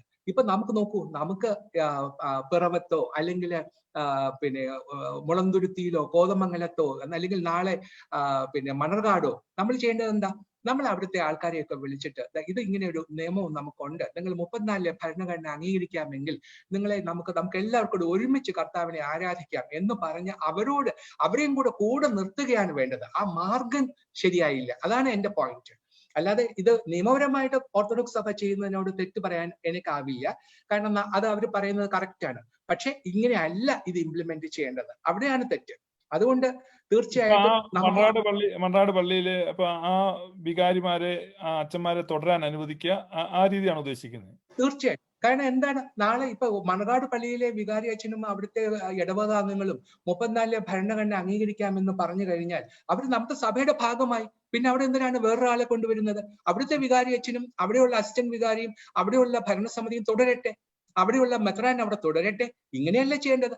അങ്ങനെ അല്ലെങ്കിൽ അല്ലാതെ നമ്മൾ അവിടെ നമ്മുടെ അധികാരം സ്ഥാപിക്കാൻ വേണ്ടിയിട്ട് നമ്മൾ അവിടെ പോലീസുകാരെയും കൊണ്ടുപോയി നടന്ന പട്ടാളക്കാരെയും കൊണ്ടുപോയി പിടിച്ചെടുത്ത് ഇത് നമ്മളുടെ അധികാരമാണ് എന്ന് കാണിക്കുന്നത് അതൊന്നും ഒരു ക്രൈസ്തവ മാർഗമാണെന്ന് പറയാൻ എന്തായാലും ഞാനില്ല. പക്ഷേ ഈ പിന്നെ നമ്മുടെ ബാബാതിരുമേനി പറഞ്ഞിട്ടുള്ളത് ഇത് നോഹയുടെ പെട്ടകം ആർക്ക് വേണമെങ്കിലും വന്ന് കയറാമെന്ന് പറഞ്ഞിട്ടുണ്ട്. എന്താ പറയുക, ഇത് ഇത് നമ്മള് ഉൽപ്പത്തി പുസ്തകം പിന്നെ എനിക്കൊന്നു 6 or 7 ചാപ്റ്ററിലാണെന്ന് തോന്നുന്നു നമ്മള് നോഹയുടെ പുസ്തകത്തെ കുറിച്ച് നമ്മള് വായിക്കുന്നത്. ഉൽപ്പത്തി പുസ്തകത്തിൽ എഴുതിയിരിക്കുന്നത് നോഹ നീതിമാനും നിഷ്കളങ്കനുമായിരുന്നു എന്നാണ്. അപ്പൊ അതിനുള്ള കാരണം എന്താ, അദ്ദേഹം എല്ലാ ജീവജാലങ്ങളെയും ഒരേപോലെ സ്നേഹിച്ചു. അങ്ങനെയായിരുന്നു നോഹ നീതിമാനായത്. നമുക്ക് ഇവിടെ ഈ ഒരു ഉപമ അത് വാസ്തവത്തില് നമ്മുടെ ക്രൈസ്തവ ധർമ്മത്തിന് പാരമ്പര്യത്തിന് അതിന് ഉതകുന്നതല്ല. കാരണം ഇവിടെ നോഹയുടെ പെട്ടകത്തിൽ മാറി ഇറങ്ങിപ്പോയവരല്ല ഈ മറുഭാഗത്തുള്ള ആൾക്കാര്. ഈ പിളർപ്പുണ്ടായപ്പോഴത് അടി മുതൽ മുടി വരെയാണ് പിളർപ്പുണ്ടായത്. അങ്ങനെ പിളർപ്പുണ്ടാകുന്ന സമയത്ത് അവരെ തിരിച്ചു വിളിക്കുമ്പോൾ ഇതേ ഞങ്ങളുടെ പെട്ടകമാണ്, വേണമെങ്കിൽ സൗകര്യമുള്ളവർക്ക് കയറിക്കോ എന്ന് പറയുന്നത് ഒരു അപമാനിക്കലിന്റെ ഒരു ധ്വനി അതിൽ അടങ്ങിയിട്ടുണ്ട്, ഇല്ലേ? അവരെ അപമാനിതരായി വേണമെങ്കിൽ അവര് ഇങ്ങോട്ടേക്ക് വന്ന് കയറണം എന്ന് പറഞ്ഞാൽ ആത്മാഭിമാനമുള്ളവരത് ചെയ്യത്തില്ല. അങ്ങനെയുള്ള ഒരു ഉപമയായിരുന്നില്ല വേണ്ടിയിരുന്നെന്നാണ് എന്റെ അഭിപ്രായം. വാസ്തവത്തില് അതിനേക്കാളും നല്ലത് കർത്താവ് പറഞ്ഞു തന്നിട്ടുണ്ടല്ലോ, 100 ആടുകൾ എനിക്ക് ഒരാൾക്ക് ഉണ്ടെന്നിരിക്കട്ടെ, അതിൽ ഒരു ആട് നഷ്ടപ്പെട്ടു പോയാൽ എന്താ ചെയ്യുക? ആ നഷ്ടപ്പെട്ടു പോയ ആടിനെ അന്വേഷിച്ച് 99നെയും വിട്ടേച്ച് ആ നഷ്ടപ്പെട്ടു പോയതിനെ അന്വേഷിച്ചു പോവുകയില്ലേ എന്നാണ് കർത്താവ് ചോദിച്ചത്. അങ്ങനെയുള്ള ഒരു ഇടയനെയാണ് നമ്മൾ ഉറ്റുനോക്കുന്നത്. അതാണ് കുറച്ചും കൂടി റെലവെന്റ് ആയിട്ടുള്ള കാര്യം. പിന്നെ ഈ നോക്കൂ, നമ്മള് 58 പരിശുദ്ധ ബെസേലിയോസ് രണ്ടാമനും പിന്നീട് 95 മാത്യൂസ് ദ്വിതീയൻ ഭാവിയും എല്ലാം സമാധാനത്തിന് വേണ്ടി ശ്രമങ്ങൾ നടത്തിയപ്പോഴ് അവരാരും നോഹയുടെ പെട്ടകം എന്ന ഈ ഒരു എക്സാമ്പിൾ അല്ല പറഞ്ഞത്. അവരെല്ലാം നഷ്ടപ്പെട്ടു പോയതിനെ തിരിച്ചു കൊണ്ടുവരാൻ വേണ്ടി ശ്രമിക്കുകയാണ് ചെയ്തത്. അതുകൊണ്ട് തീർച്ചയായിട്ടും പിന്നെ അങ്ങനെയുള്ള ഒരു നഷ്ടപ്പെട്ടു പോയതിനെ കണ്ടുപിടിക്കാനുള്ള ഒരു ശ്രമമാണ് വാസ്തവത്തിൽ വേണ്ടത്. അതാണ് അഭികാമ്യമായ മാർഗം. അല്ല, ഈ സുപ്രീം കോടതി വിധി എന്ന് പറയുന്ന അതിന്റെ അന്തസത്ത യോജിച്ച മലങ്കര സഭയെ, സുപ്രീം കോടതി ഒരു സഭയെ കാണുന്നുള്ളൂ, മലങ്കര 2 സഭയെ കാണുന്നില്ല. അപ്പൊ ഒരു സഭയെ മാത്രമേ കാണുന്നുള്ളപ്പോ ഈ പള്ളികളിൽ നിന്ന് വിശ്വാസികൾ ഇറങ്ങേണ്ട ആവശ്യമുണ്ടോ? ഈ അവര് പള്ളി തീർച്ചയായിട്ടും ഇല്ല. കാരണം അത് സുപ്രീം കോടതി വിധിക്ക് എതിരാണ്. കാരണം നമ്മള് ലക്ഷ്യം വെക്കുന്നത് എന്താ? നമ്മൾ ലക്ഷ്യം വെക്കുന്നത് കുറെ പള്ളി കെട്ടിടങ്ങളല്ലല്ലോ. അതാണ് ഞാൻ ആദ്യമേ പറഞ്ഞത്. നമ്മളുടെ ഈ വിഷയത്തിൽ നമ്മൾ എടുക്കുന്ന നിലപാടുകള് ആശ്രയിക്കുന്നത്, ബേസ് ചെയ്യുന്നത് സഭയെക്കുറിച്ചുള്ള നമ്മുടെ കാഴ്ചപ്പാടിലാണ്. സഭ എന്ന് പറയുന്ന കുറെ കെട്ടിടങ്ങളാണെന്നാണ് വിചാരിക്കുന്നതെങ്കിൽ ഒന്നും പറയാനില്ല. ഇപ്പം മണനാട് പള്ളി നാളെ പിടിച്ച് അവിടെ ഒരു ബാനർ കെട്ടുക, മെമ്പർഷിപ്പ് വാരം എന്ന് പറഞ്ഞിട്ട് പള്ളിയിൽ മെമ്പർഷിപ്പ് എടുക്കാനുള്ള ഒരു പുതുതോട്ട് വന്ന് മെമ്പർഷിപ്പ് എടുക്കണമെന്ന് ഞാൻ പള്ളിയിൽ നൂറ്റാണ്ടുകളായിട്ട് ജീവിക്കുന്ന കുടുംബക്കാരെ അപമാനിക്കല്ലേ? അപമാനിക്കലാണ്, സംശയമില്ലാത്ത കാര്യമല്ലേ. അതിനൊന്നും ഒരു ആവശ്യമില്ല. കാരണം നമ്മൾ ഈ പള്ളി വരുമ്പോ പള്ളിയിലെ മുഴുവൻ അംഗങ്ങളും ഓട്ടോമാറ്റിക്കലായിട്ട് സഭാംഗങ്ങളാവുകയാണ്. പിന്നെ അതിനകത്ത് അവരെ നമ്മൾ ഓരോരുത്തരെയും വിളിച്ചിരുത്തി നിന്റെ പേരെന്നാ, നിന്റെ പിന്നെ കുടിശ്ശിക എത്ര, നീ ഞങ്ങളോട് വിധേയത്വം കാണിക്കുമോ എന്നൊന്നും ചോദിക്കേണ്ട കാര്യമൊന്നുമില്ല. കാരണം ഇതെല്ലാം ഒരുമിച്ച് വരേണ്ടതാണ്. നമുക്ക് വേണ്ടത്, നമുക്കിപ്പോ ഈ ശ്രമം കൊണ്ട് നമുക്കുണ്ടായത് എന്താ? നമുക്ക് കുറെ പള്ളികൾ കിട്ടി, പക്ഷെ ഇടവകയെ കിട്ടിയില്ല, അല്ലെ? അത് നമുക്ക് നഷ്ടപ്പെട്ടു, ജനങ്ങളെ നഷ്ടപ്പെട്ടു. ജനങ്ങളില്ലാത്ത, വിശ്വാസികളില്ലാത്ത ഈ കെട്ടിടങ്ങൾ ആർക്ക് വേണം? അതല്ലല്ലോ നമുക്ക് വേണ്ടുന്നത്. അപ്പൊ തീർച്ചയായിട്ടും പിന്നെ നമ്മളിത് ഈ പള്ളികൾ ഏറ്റെടുക്കുന്ന സമയത്ത് ജനങ്ങളെ അവിടെ നിന്ന് പുറത്താക്കുന്ന ഒരു നടപടിയും ശരിയല്ല. നമ്മുടെ ഓർത്തഡോക്സ് ഭാഗത്ത് നിന്ന് പറയുന്നത് ഞങ്ങൾ അങ്ങനെയൊന്നും പറഞ്ഞിട്ടില്ല, എല്ലാവരും അവിടെ ഉണ്ടെന്നാണ് പറയുന്നത്. ഇത് പറച്ചിൽ മാത്രമേ ഉള്ളൂ, ആക്ച്വലായിട്ട് നടക്കുന്നില്ല. അത് തുറന്നു പറയാൻ എനിക്കൊരു മടിയുമില്ല. മാത്രമല്ല ഇതിനകത്ത് ഒരു സെക്കൻഡ്, പാത്രിക്കസ് വിഭാഗത്തിലും ഒരു മിസ്റ്റേക്ക് ഉണ്ട്. എന്തിനാണ് അവർ ഇറങ്ങിപ്പോകുന്നത്? അവരവിടെ തന്നെ നിൽക്കണം. അവര് ഇറങ്ങിപ്പോകാൻ പാടില്ല. അവര് പിന്നെ കോടതി വിധി അനുസരിച്ച് ഇത് കൊടുക്കുകയാണെങ്കിൽ നടപ്പിലാക്കിയല്ലേ പറ്റുള്ളൂ.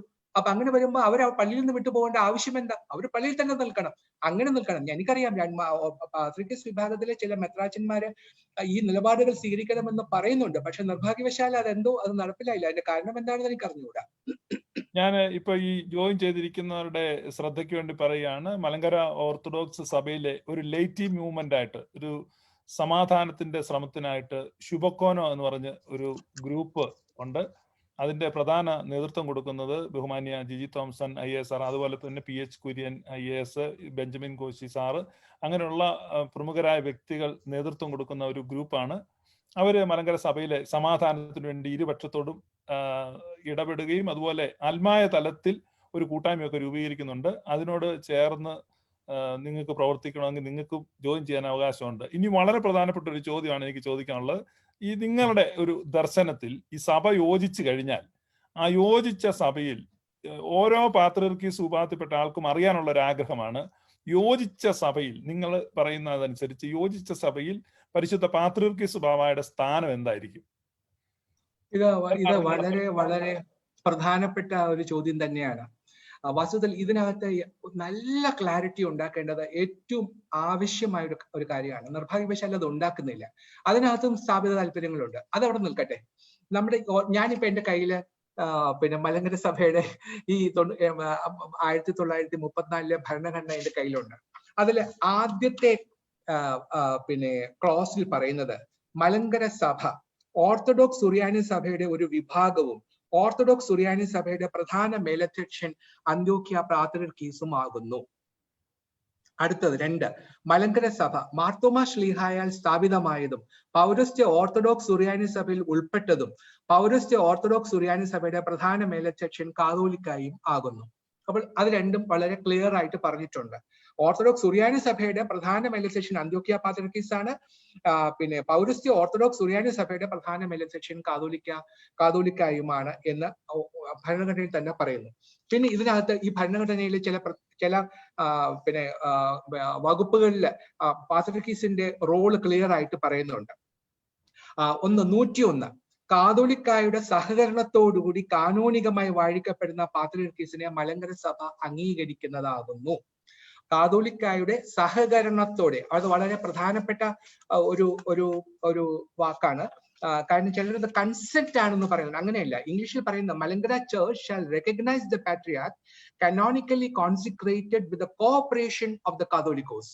അപ്പൊ കാതോലിക്കായുടെ സഹകരണത്തോടുകൂടി വാഴിക്കപ്പെടുന്ന പാത്രിയർക്കീസിനെ മലങ്കര സഭ അംഗീകരിക്കുന്നതാകുന്നു. ഇനി അടുത്ത് 114 പറയുന്നു, ഒരാളെ കാതോലിക്കായി വാഴിക്കണമെങ്കിൽ ആ ആളെ ആ സ്ഥാനത്തേക്ക് അസോസിയേഷൻ തിരഞ്ഞെടുക്കേണ്ടതാണ്. ആ തെരഞ്ഞെടുപ്പിനെ എപ്പിസ്കോപ്പൽ സിനഡ് അംഗീകരിക്കുന്ന പക്ഷം സിനഡ് ആ ആളിനെ കാതോലിക്കായി വാഴിക്കേണ്ടതാണ്. മലങ്കര സഭയാൽ സ്വീകരിക്കപ്പെട്ട പാത്രിയർക്കീസ് ഉണ്ടെങ്കിൽ കാതോലിക്കായെ വാഴിക്കുന്ന അവസരത്തിൽ പാത്രിയർക്കീസിനെയും ക്ഷണിക്കേണ്ടതാണ്. പാത്രിയർക്കീസ് വരുന്ന പക്ഷം സിനഡിന്റെ പ്രസിഡന്റ് എന്ന നിലയിൽ സിനഡിന്റെ സഹകരണത്തോടുകൂടി കാതോലിക്കായെ വാഴിക്കേണ്ടതുമാണ്. അതും വളരെ ക്ലിയർ ആണ്.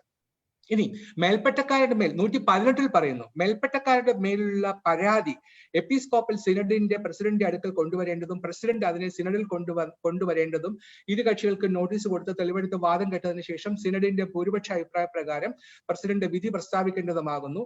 പരാതി കാതോലിക്കയെ പറ്റിയാണെങ്കിൽ മലങ്കര സഭയാൽ സ്വീകരിക്കപ്പെട്ട പാത്രിയർക്കീസ് ഉണ്ടെങ്കിൽ പാത്രിയർക്കീസിനെ കൂടി ക്ഷണിക്കേണ്ടതും അദ്ദേഹം വരുന്ന പക്ഷം സിനഡിന്റെ പ്രസിഡന്റ് ആയിരിക്കുന്നതും വരാത്ത പക്ഷം സിനഡ് വിധി കൽപ്പിക്കുന്നതുമാകുന്നു. ഇവയ്ക്കായി കൂടുന്ന സിനഡിൽ ആലോചനയ്ക്കായി അസോസിയേഷൻ മാനേജിംഗ് കമ്മിറ്റിയിലെ അംഗങ്ങളിൽ ആവശ്യമെന്ന് തോന്നുന്നവരെ ക്ഷണിക്കാവുന്നതാണ്.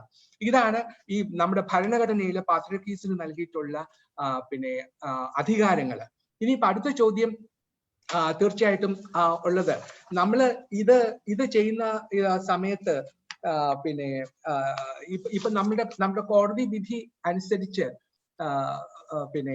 എന്താണ് ഒരു നമ്മുടെ ഈ പ്രാവശ്യം നമ്മുടെ 2017 കോടതി വിധിയിൽ വളരെ ക്ലിയർ ആയിട്ട് പറഞ്ഞിട്ടുണ്ട്.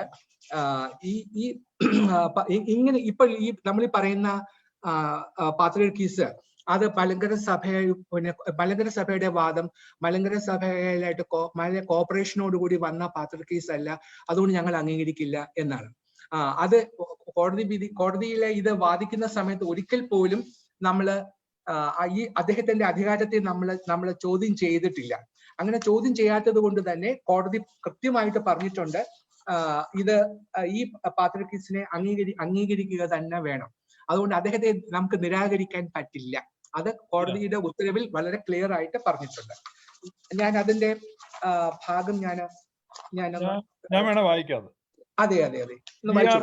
We are of the opinion that in the absence of any dispute as to the identity who is the patriarch, There is no question of not recognizing patriarch by the Malankara Church hence. Ade. Rightly, it has not been pleaded, but that does not help the appellants with respect to appointment of vicar and priests, etc. We are of the considered opinion that once office of the Catholicos has been re-established, Patriarch could not exercise the powers which have been dealt with in the 34 Constitution and conferred on various authorities in hierarchy of church. That to unilaterally to create another center of power, and thereby the Patriarch cannot be permitted to create parallel system of administration by appointing vicars, priests, and deacon or any other authority of the church. He is bound to act within the four corners of the 1934 Constitution for the sake of peace in the church. In the temporal matters, Patriarch has no power, and the spiritual power had also come to the vanishing point by his own acts, as noticed by this court in the 95 and other judgments. ബാക്കി portions ഞാൻ വായിക്കുന്നില്ല. അപ്പൊ ഇവിടെ വളരെ clear ആയിട്ട് പറഞ്ഞിട്ടുണ്ട്, ഇപ്പൊ ഈ പാത്രിയർക്കീസ് നമ്മളുടെ കോർപ്പറേഷനോട് കൂടി അല്ല വാഴിക്കപ്പെട്ടത്, അതുകൊണ്ട് ഞങ്ങൾ അംഗീകരിക്കില്ല എന്ന് പറയാൻ മലങ്കര സഭയ്ക്ക് കഴിയില്ല. അത് വളരെ ക്ലിയർ ആണ്. ഇപ്പൊ ഉദാഹരണത്തിന് നാളെ മലങ്കര സഭയിലെ പുതിയ ഒരു കാതോലിക്കായെ വാഴിക്കണമെങ്കിൽ ഇന്നത്തെ സ്ഥിതിയിൽ പാത്രിയർക്കീസിനെ ക്ഷണിച്ചേ മതിയാവുകയുള്ളൂ. എങ്ങനെ ക്ഷണിക്കാതിരിക്കാൻ പറ്റും? കാരണം അദ്ദേഹം ഈ നമ്മുടെ സുപ്രീം കോടതി വിധി അനുസരിച്ച് അദ്ദേഹമാണ് പാത്രിയർക്കീസ്. അപ്പൊ ആ പാത്രിയർക്കീസ് നമ്മുടെ കോർപ്പറേഷൻ ഉണ്ടോ ഇല്ലയോ, നമ്മൾ വാദിക്കുന്ന സമയത്ത് നമ്മൾ ഇതിനെയൊന്നും ചാലഞ്ച് ചെയ്തിട്ടില്ല.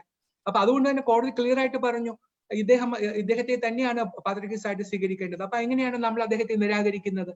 അപ്പൊ ഇതിനകത്ത് ഇത് നമ്മൾ ചെയ്യുന്ന നമ്മുടെ ഭാഗത്തുണ്ടാകുന്ന മിസ്റ്റേക്ക് എന്താണെന്ന് പറഞ്ഞാല്, നമ്മുടെ ഭരണഘടന അനുസരിച്ചുള്ള പാത്രിയർക്കീസിന് കൊടുക്കേണ്ടുന്ന സ്ഥാനം കൊടുക്കാതിരിക്കാൻ നമ്മുടെ മലങ്കര ഓർത്തഡോക്സ് സഭ ശ്രമിക്കുന്നു. മറുഭാഗത്തോ അവര് പാത്രിയർക്കീസിന് കൂടുതൽ പ്രാധാന്യം കൊടുത്ത് അതിനെ കൂടുതൽ അധികാരം കൊടുക്കുകയും എന്നിട്ട് മലങ്കര സഭയെ സുറിയാനി സഭയുടെ ഒരു അതിഭദ്രാസനമാക്കി താഴ്ത്തിക്കെട്ടാൻ ശ്രമിക്കുകയും ചെയ്യുന്നു. ഇത് രണ്ടും തെറ്റാണ്. ഈ രണ്ടും പാടില്ല. അവിടെയാണ് നമുക്ക് മിസ്റ്റേക്ക് ഉണ്ടാകുന്നത്. അതുകൊണ്ട് പാത്രിയർക്കീസിന് 1934 ഭരണഘടനയിൽ പറഞ്ഞിരിക്കുന്ന അധികാരങ്ങൾ ഇന്നും നിലനിൽക്കുന്നു. അത് തമസ്കരിക്കാൻ പറ്റില്ല. അത് കൊടുത്തേ മതിയാവുകയുള്ളൂ. അപ്പൊ ഈ യോജിച്ച മലങ്കര സഭയിൽ റൈറ്റ്ഫുള്ളി പാത്രിയർക്കീസ് ബാവായ്ക്ക് കിട്ടേണ്ട ബഹുമാനവും ആദരവും ഈ പിടിവാശി കൊണ്ട് നഷ്ടപ്പെടുത്തുകയാണ് സത്യത്തിൽ ചെയ്യുന്നത്. അതെ, സത്യമാണ്. നമ്മൾ ഒരു യോജിച്ച് നിന്ന് കഴിഞ്ഞാൽ അദ്ദേഹത്തിന് വലിയ ബഹുമാനം യോജിച്ച മലങ്കര സഭയിൽ നിന്ന് കിട്ടുകയും ചെയ്യും. ഞാൻ മനസ്സിലാക്കുന്നത് ഇന്ന് നമുക്ക് ദൈവാനുഗ്രഹത്താല് ഇന്ന് സുറിയാനി സഭയുടെ പ്രധാന മേലധ്യക്ഷനായ പരിശുദ്ധ പ്രേം പാത്രിയർക്കീസ് അദ്ദേഹം ഇവിടെ കേരളത്തിൽ വന്ന സമയത്ത് ഞാൻ അന്ന് ചീഫ് സെക്രട്ടറി ആയിരുന്ന സമയത്ത് ഞാൻ അദ്ദേഹത്തെ കണ്ടിരുന്നു. അന്ന് എനിക്ക് വളരെ കുറച്ച് സമയം ഞാൻ അദ്ദേഹത്തോട് സംസാരിച്ചിട്ടുള്ളൂ. പക്ഷെ ഞാൻ മനസ്സിലാക്കുന്നത് അദ്ദേഹം ഇവിടെ ഒരു സമാധാനത്തിന് വേണ്ടി നിലകൊള്ളുന്ന ആളാണ്. ആത്മാർത്ഥമായിട്ട് അദ്ദേഹം ആഗ്രഹിക്കുന്നു എന്നാണ് എനിക്ക് ആ ചുരുങ്ങിയ സമയം കൊണ്ട് മനസ്സിലായത്. അദ്ദേഹത്തിനോട് നമ്മളെ ഇവിടെ എല്ലാവരും കൂടി ഒരുമിച്ച് നമുക്ക് ഇത് കൊടുക്കാൻ തയ്യാറാണ് എന്ന് പറഞ്ഞു കഴിഞ്ഞാൽ ഇവിടെ പ്രശ്നം തീരും. ഈ റോഡിൽ ഞാൻ പരിശുദ്ധ പാത്രിയർക്കീസാവെ നേരിട്ട് കണ്ട് സംസാരിച്ചു. അപ്പൊ ഞാൻ അദ്ദേഹത്തോട് ചോദിച്ചു, ഞങ്ങളുടെ കാതോലിക്ക ബാവായെ സഹോദരനായിട്ട് ഒരു ലെറ്റർ വന്നല്ലോ, yes he is my brother എന്നോട് പറഞ്ഞു. ഞാൻ ചോദിച്ചു അദ്ദേഹത്തെ തുല്യ സ്ഥാനത്ത് കാണാൻ പ്രയാസം ഉണ്ടോ എന്ന് ചോദിച്ചു. ഒരു പ്രയാസവും ഇല്ല. ഞാൻ വീണ്ടും എടുത്തു ചോദിച്ചു, ഈ മലങ്കര സഭയിൽ യോജിപ്പുണ്ട്, നിങ്ങൾ എന്ത് യോജിപ്പുണ്ടാക്കിയാലും എനിക്ക് സന്തോഷമേ ഉള്ളൂ, പീസാണ് നമുക്ക് വേണ്ടത്. അതാണ് അദ്ദേഹം. നമ്മൾ ശരിക്കും അദ്ദേഹത്തിന് സമന്മാരിൽ മുൻപിൽ എന്ന നിലയിൽ ആദരവിന്റെ പ്രഥമ സ്ഥാനം നമ്മൾ അദ്ദേഹത്തിന് കൊടുത്തേ മതിയാവുകയുള്ളൂ. ഇത് നമ്മൾ ചെയ്തതാണ്. 58 നമ്മൾ സമാധാനം ഉണ്ടാക്കുന്ന സമയത്ത് നമ്മൾ ഇതെല്ലാം അങ്ങനെ കൊടുത്ത് പാത്രിയർക്കീസിനെ ആദരിച്ചിരുന്നു. അതേ സമയത്ത് നമ്മൾ മനസ്സിലാക്കേണ്ട ഒരു കാര്യം കൂടി ഉണ്ട്. അതുകൂടി ഞാൻ പറയാം. എത്യോപ്യയിലെ 1965 അവിടെ എത്യോപ്യയിലെ ആഡിസ് അബാബയില് ഓറിയന്റൽ ഓർത്തഡോക്സ് സഭാ തലവന്മാരുടെ സമ്മേളനം നടന്നു. അന്ന് സമ്മേളനം നടന്നപ്പോഴ് അന്ത്യോഖ്യയിലെയും മലങ്കരയിലെയും സഭകള് സ്വാതന്ത്ര്യവും പരസ്പരാശ്രയത്വവും സ്വയം ശീർഷകവുമുള്ള 2 സഭകൾ എന്ന നിലയിൽ സംബന്ധിച്ചു. സഭകളുടെ ലോക കൗൺസിൽ ഇതേ നിലയിൽ തന്നെ 2 സഭകളും അംഗങ്ങളാണ്. അപ്പൊ യോജിച്ച അവിടെ നമുക്ക് രണ്ടുപേരെയും സമന്മാരായി കണ്ട ഒരു ചരിത്രം നമുക്കുണ്ട്. വേൾഡ് ക്രിസ്ത്യൻ കൗൺസിൽ അങ്ങനെയാണ്. ആഡിസ് അബാബയിൽ നടന്ന മീറ്റിംഗിലും അങ്ങനെയാണ് ചെയ്തത്. അപ്പൊ അതിനകത്തൊന്നും ഒരു തർക്കം ഉണ്ടാവേണ്ട കാര്യമില്ല. പക്ഷെ അദ്ദേഹം പിന്നെ സിറിയൻ ഓർത്തഡോക്സ് സഭയുടെ പ്രധാന മേലധ്യക്ഷൻ എന്ന നിലയിൽ തീർച്ചയായിട്ടും അദ്ദേഹത്തിന് സമന്മാരിൽ മുമ്പൻ എന്ന ആദരവ് തീർച്ചയായിട്ടും നമ്മൾ കൊടുത്തേ മതിയാവുകയുള്ളൂ. അപ്പൊ ചില ആളുകൾ ഭയപ്പെടുന്നുണ്ട്, അതുപോലെ ഈ സോഷ്യൽ മീഡിയയിൽ പ്രചരിപ്പിക്കുന്നുണ്ട്, ഇനി ഒരു യോജിപ്പുണ്ടായാൽ പാത്രിക്കീസ് ബാവ വീണ്ടും സഭയിൽ സമാധാനം നഷ്ടപ്പെടുത്തും, ഭിന്നിപ്പുണ്ടാക്കും. അതിനൊക്കെയുള്ള എന്തെങ്കിലും സാധ്യതയുണ്ടോ? ഒരു സാധ്യതയുമില്ല. എങ്ങനെ സാധ്യത ഉണ്ടാവാനാണ്? കാരണം നമ്മളിവിടെ ഇപ്പൊ തന്നെ സുപ്രീം കോടതിയുടെ ഉത്തരവില് വളരെ വളരെ ക്ലിയർ ആയിട്ട് പറഞ്ഞിട്ടുണ്ട്. ഞാൻ കുറച്ചു മുമ്പ് അത് വായിച്ചു. ഒന്നും കൂടി നമുക്ക് വാർത്തിക്കാം. He is bound to act. He means the patriarch. He is bound to act within the four corners of the 1934 Constitution for the sake of peace in the church. സഭയിൽ സമാധാനത്തിന് വേണ്ടിയിട്ട് 34 ഭരണഘടനയുടെ 4 അതിരുകൾക്കുള്ളിൽ നിന്ന് പ്രവർത്തിക്കാൻ അദ്ദേഹം ബാധ്യസ്ഥനാണ്. In the temporal matters, patriarch has no power, and the spiritual power had also come to the vanishing point. എന്ന് പറഞ്ഞു. അത് കഴിഞ്ഞിട്ട് പറഞ്ഞിട്ടുണ്ട്, Malankara metropolitan has to be of local area. Logically also, for proper management of the affairs of churches, power cannot be exercised from abroad. എന്ന് പറഞ്ഞു. അപ്പോൾ കോടതി ഉത്തരവിൽ വളരെ ക്ലിയർ ആയിട്ട് പറഞ്ഞിട്ടുണ്ട്. അപ്പൊ ഇത് പറയുമ്പോഴേ പിന്നെ ഇതിനകത്ത് എന്താണ്, എവിടെയാണ് സ്വാതന്ത്ര്യം നമ്മൾ അടിയറ വെക്കാൻ പോകുന്നത്? ഇതൊരു ഉമ്മാക്കി കാണിക്കുക.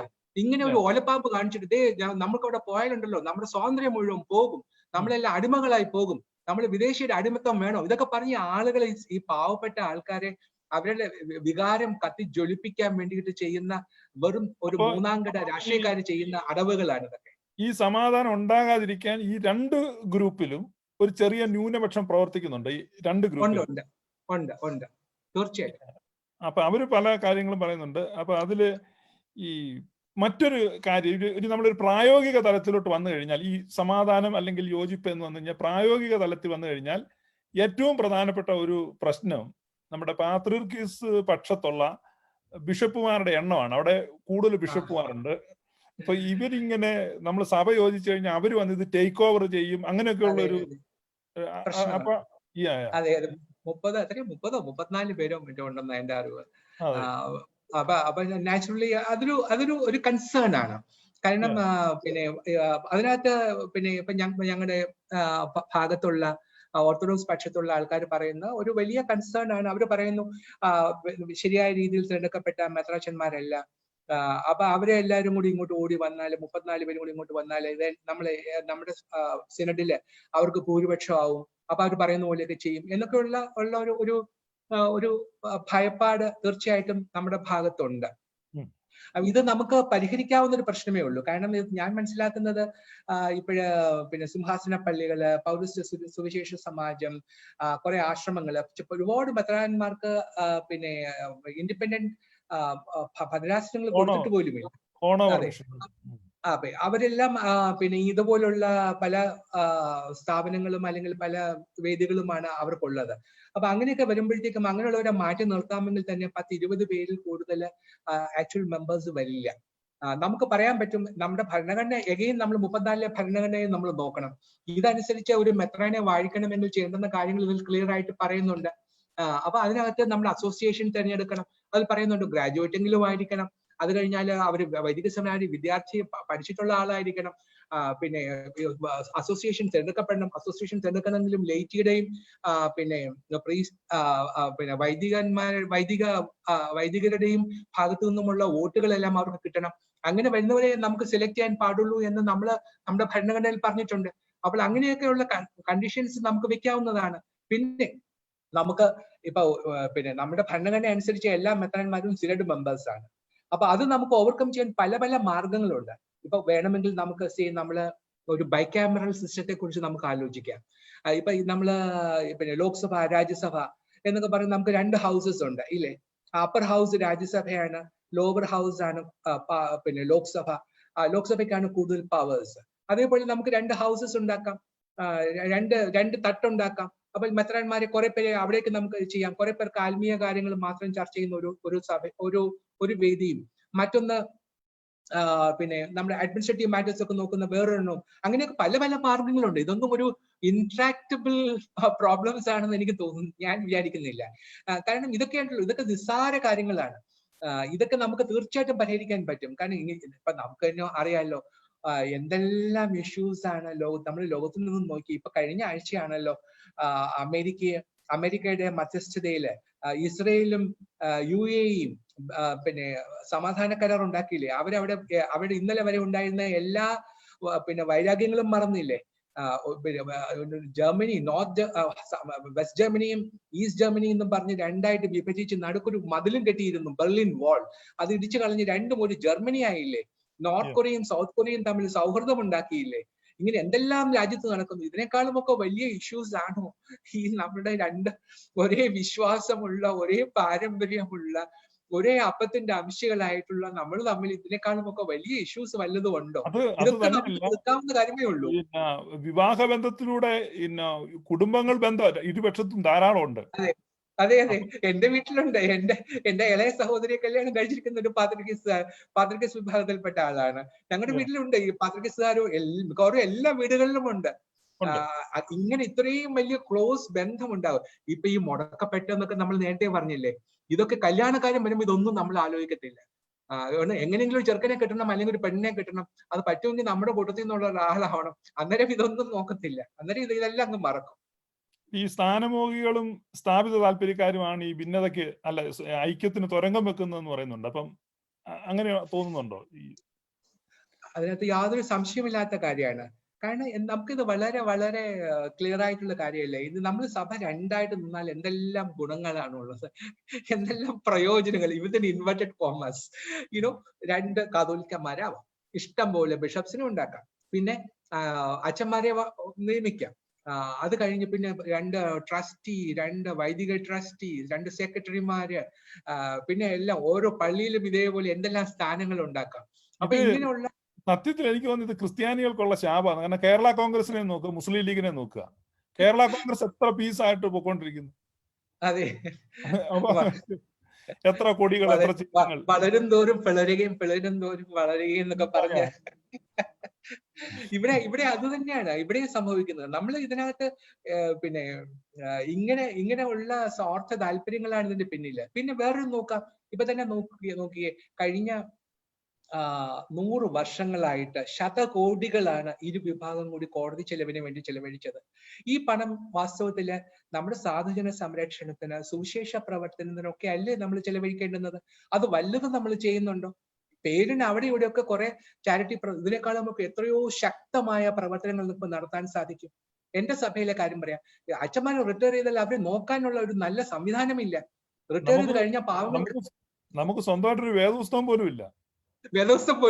സത്യം അതുപോലും ഉണ്ടാക്കാൻ പറ്റിയില്ല. അത് ഉണ്ടാക്കാനായിട്ടുള്ള ശ്രമങ്ങൾ എങ്ങും എത്തിയിട്ടില്ല. കാരണം അതൊന്നും ഇപ്പൊ പ്രയോറിറ്റി അല്ല. ഇപ്പൊ പ്രയോറിറ്റി എന്ന് പറയുന്നത് കോടതികളിൽ നമ്മൾ കേസ് നടത്തലാണ്. അപ്പൊ ഇത്രയും 100 കണക്കിന് കോടി രൂപ എത്ര വർഷങ്ങളായിട്ട് 2 വിഭാഗം കൂടി ചിലവഴിച്ചു.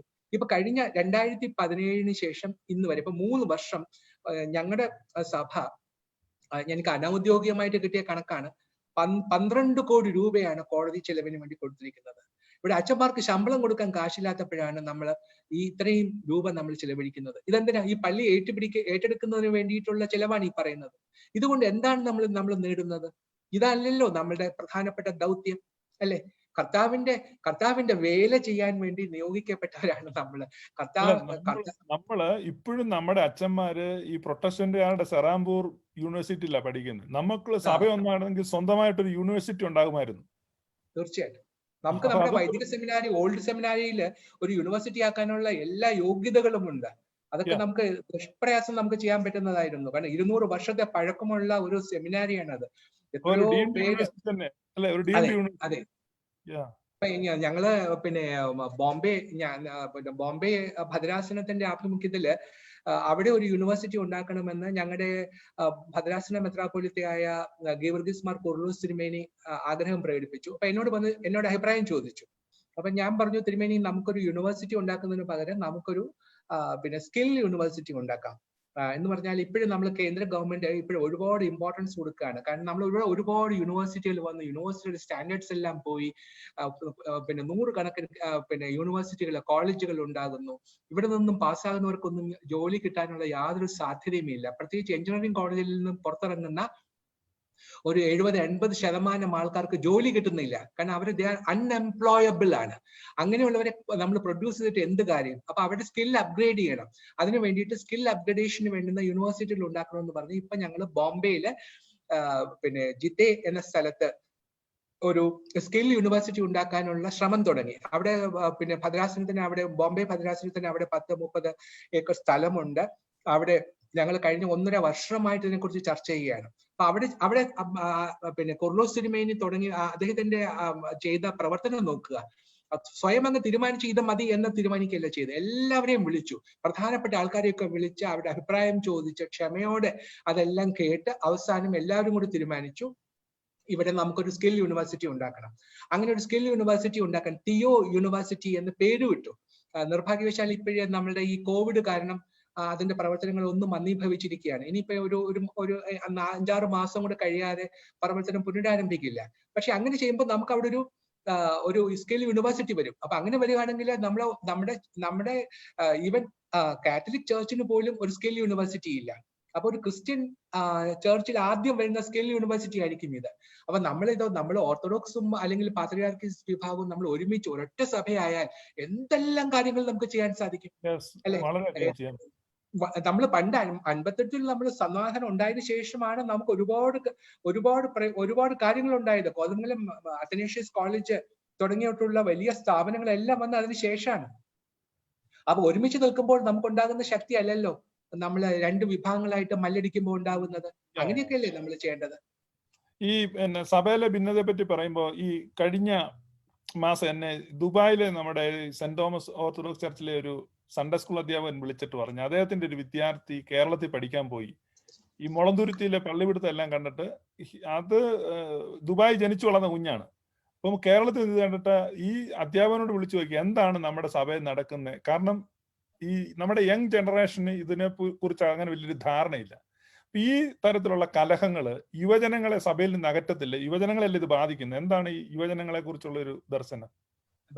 ബ്രദർ ഷിബു, അങ്ങ് അമേരിക്കയിലല്ലേ താമസിക്കുന്നത്? അവിടുത്തെ കാര്യങ്ങൾ അതിലേക്ക് നന്നായിട്ട് അറിയാം.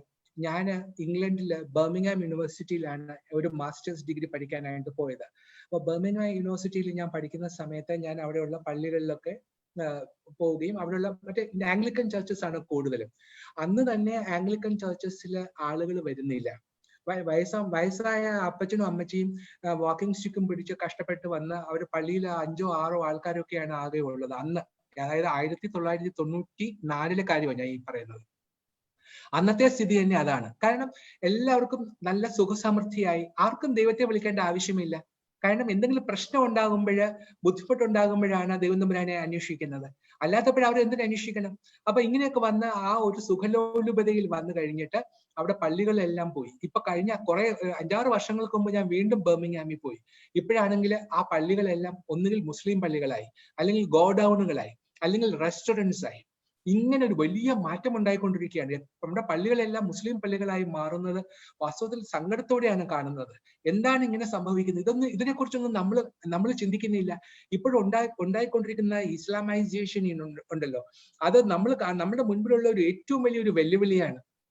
അതിനെക്കുറിച്ച് നമ്മളാരും കൺസേൺഡ് അല്ല.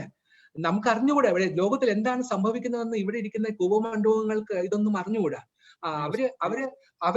അവര് ഇവിടുത്തെ ലോക്കൽ പ്രശ്നങ്ങളൊക്കെ നോക്കി നമുക്കിവിടെ എങ്ങനെ ഇത് ചെയ്യാമെന്ന് മാത്രമേ ചിന്തിക്കുന്നുള്ളൂ. ലോകത്തിൽ വലിയ മാറ്റങ്ങൾ സംഭവിച്ചുകൊണ്ടിരിക്കുന്നു. സുറിയാനി സഭയ്ക്കുണ്ടായ ഏറ്റവും വലിയ ഭീഷണി ആരുടെ കയ്യിൽ നിന്നാണ് ഉണ്ടായത്? ആ സഭ എങ്ങനെയാണ് ഇന്നത്തെ നിലയിലേക്ക് അവര് താഴ്ത്തപ്പെട്ടത്? എത്രയോ പേരുടെ ജീവനാണ് അവിടെ നഷ്ടപ്പെട്ടത് അല്ലെ? എത്ര ആയിരക്കണക്കിന് 10,000-കണക്കിന് പേരെയല്ലേ കൊന്നൊടുക്കിയത്? ഇങ്ങനെയൊക്കെ ചെയ്ത് ഇതെല്ലാം നശിപ്പിച്ചുകൊണ്ടിരിക്കുന്നു. അപ്പോൾ ഇവിടെ ഇതൊന്നും മനസ്സിലാക്കാതെ നമ്മൾ തമ്മിലടിക്കുന്നു. ഇത് കണ്ടിട്ട് ഏത് യുവജനത്തിനാണ് ഇതൊക്കെ ഇഷ്ടപ്പെടുക? എനിക്ക് 2 മക്കളുണ്ട്.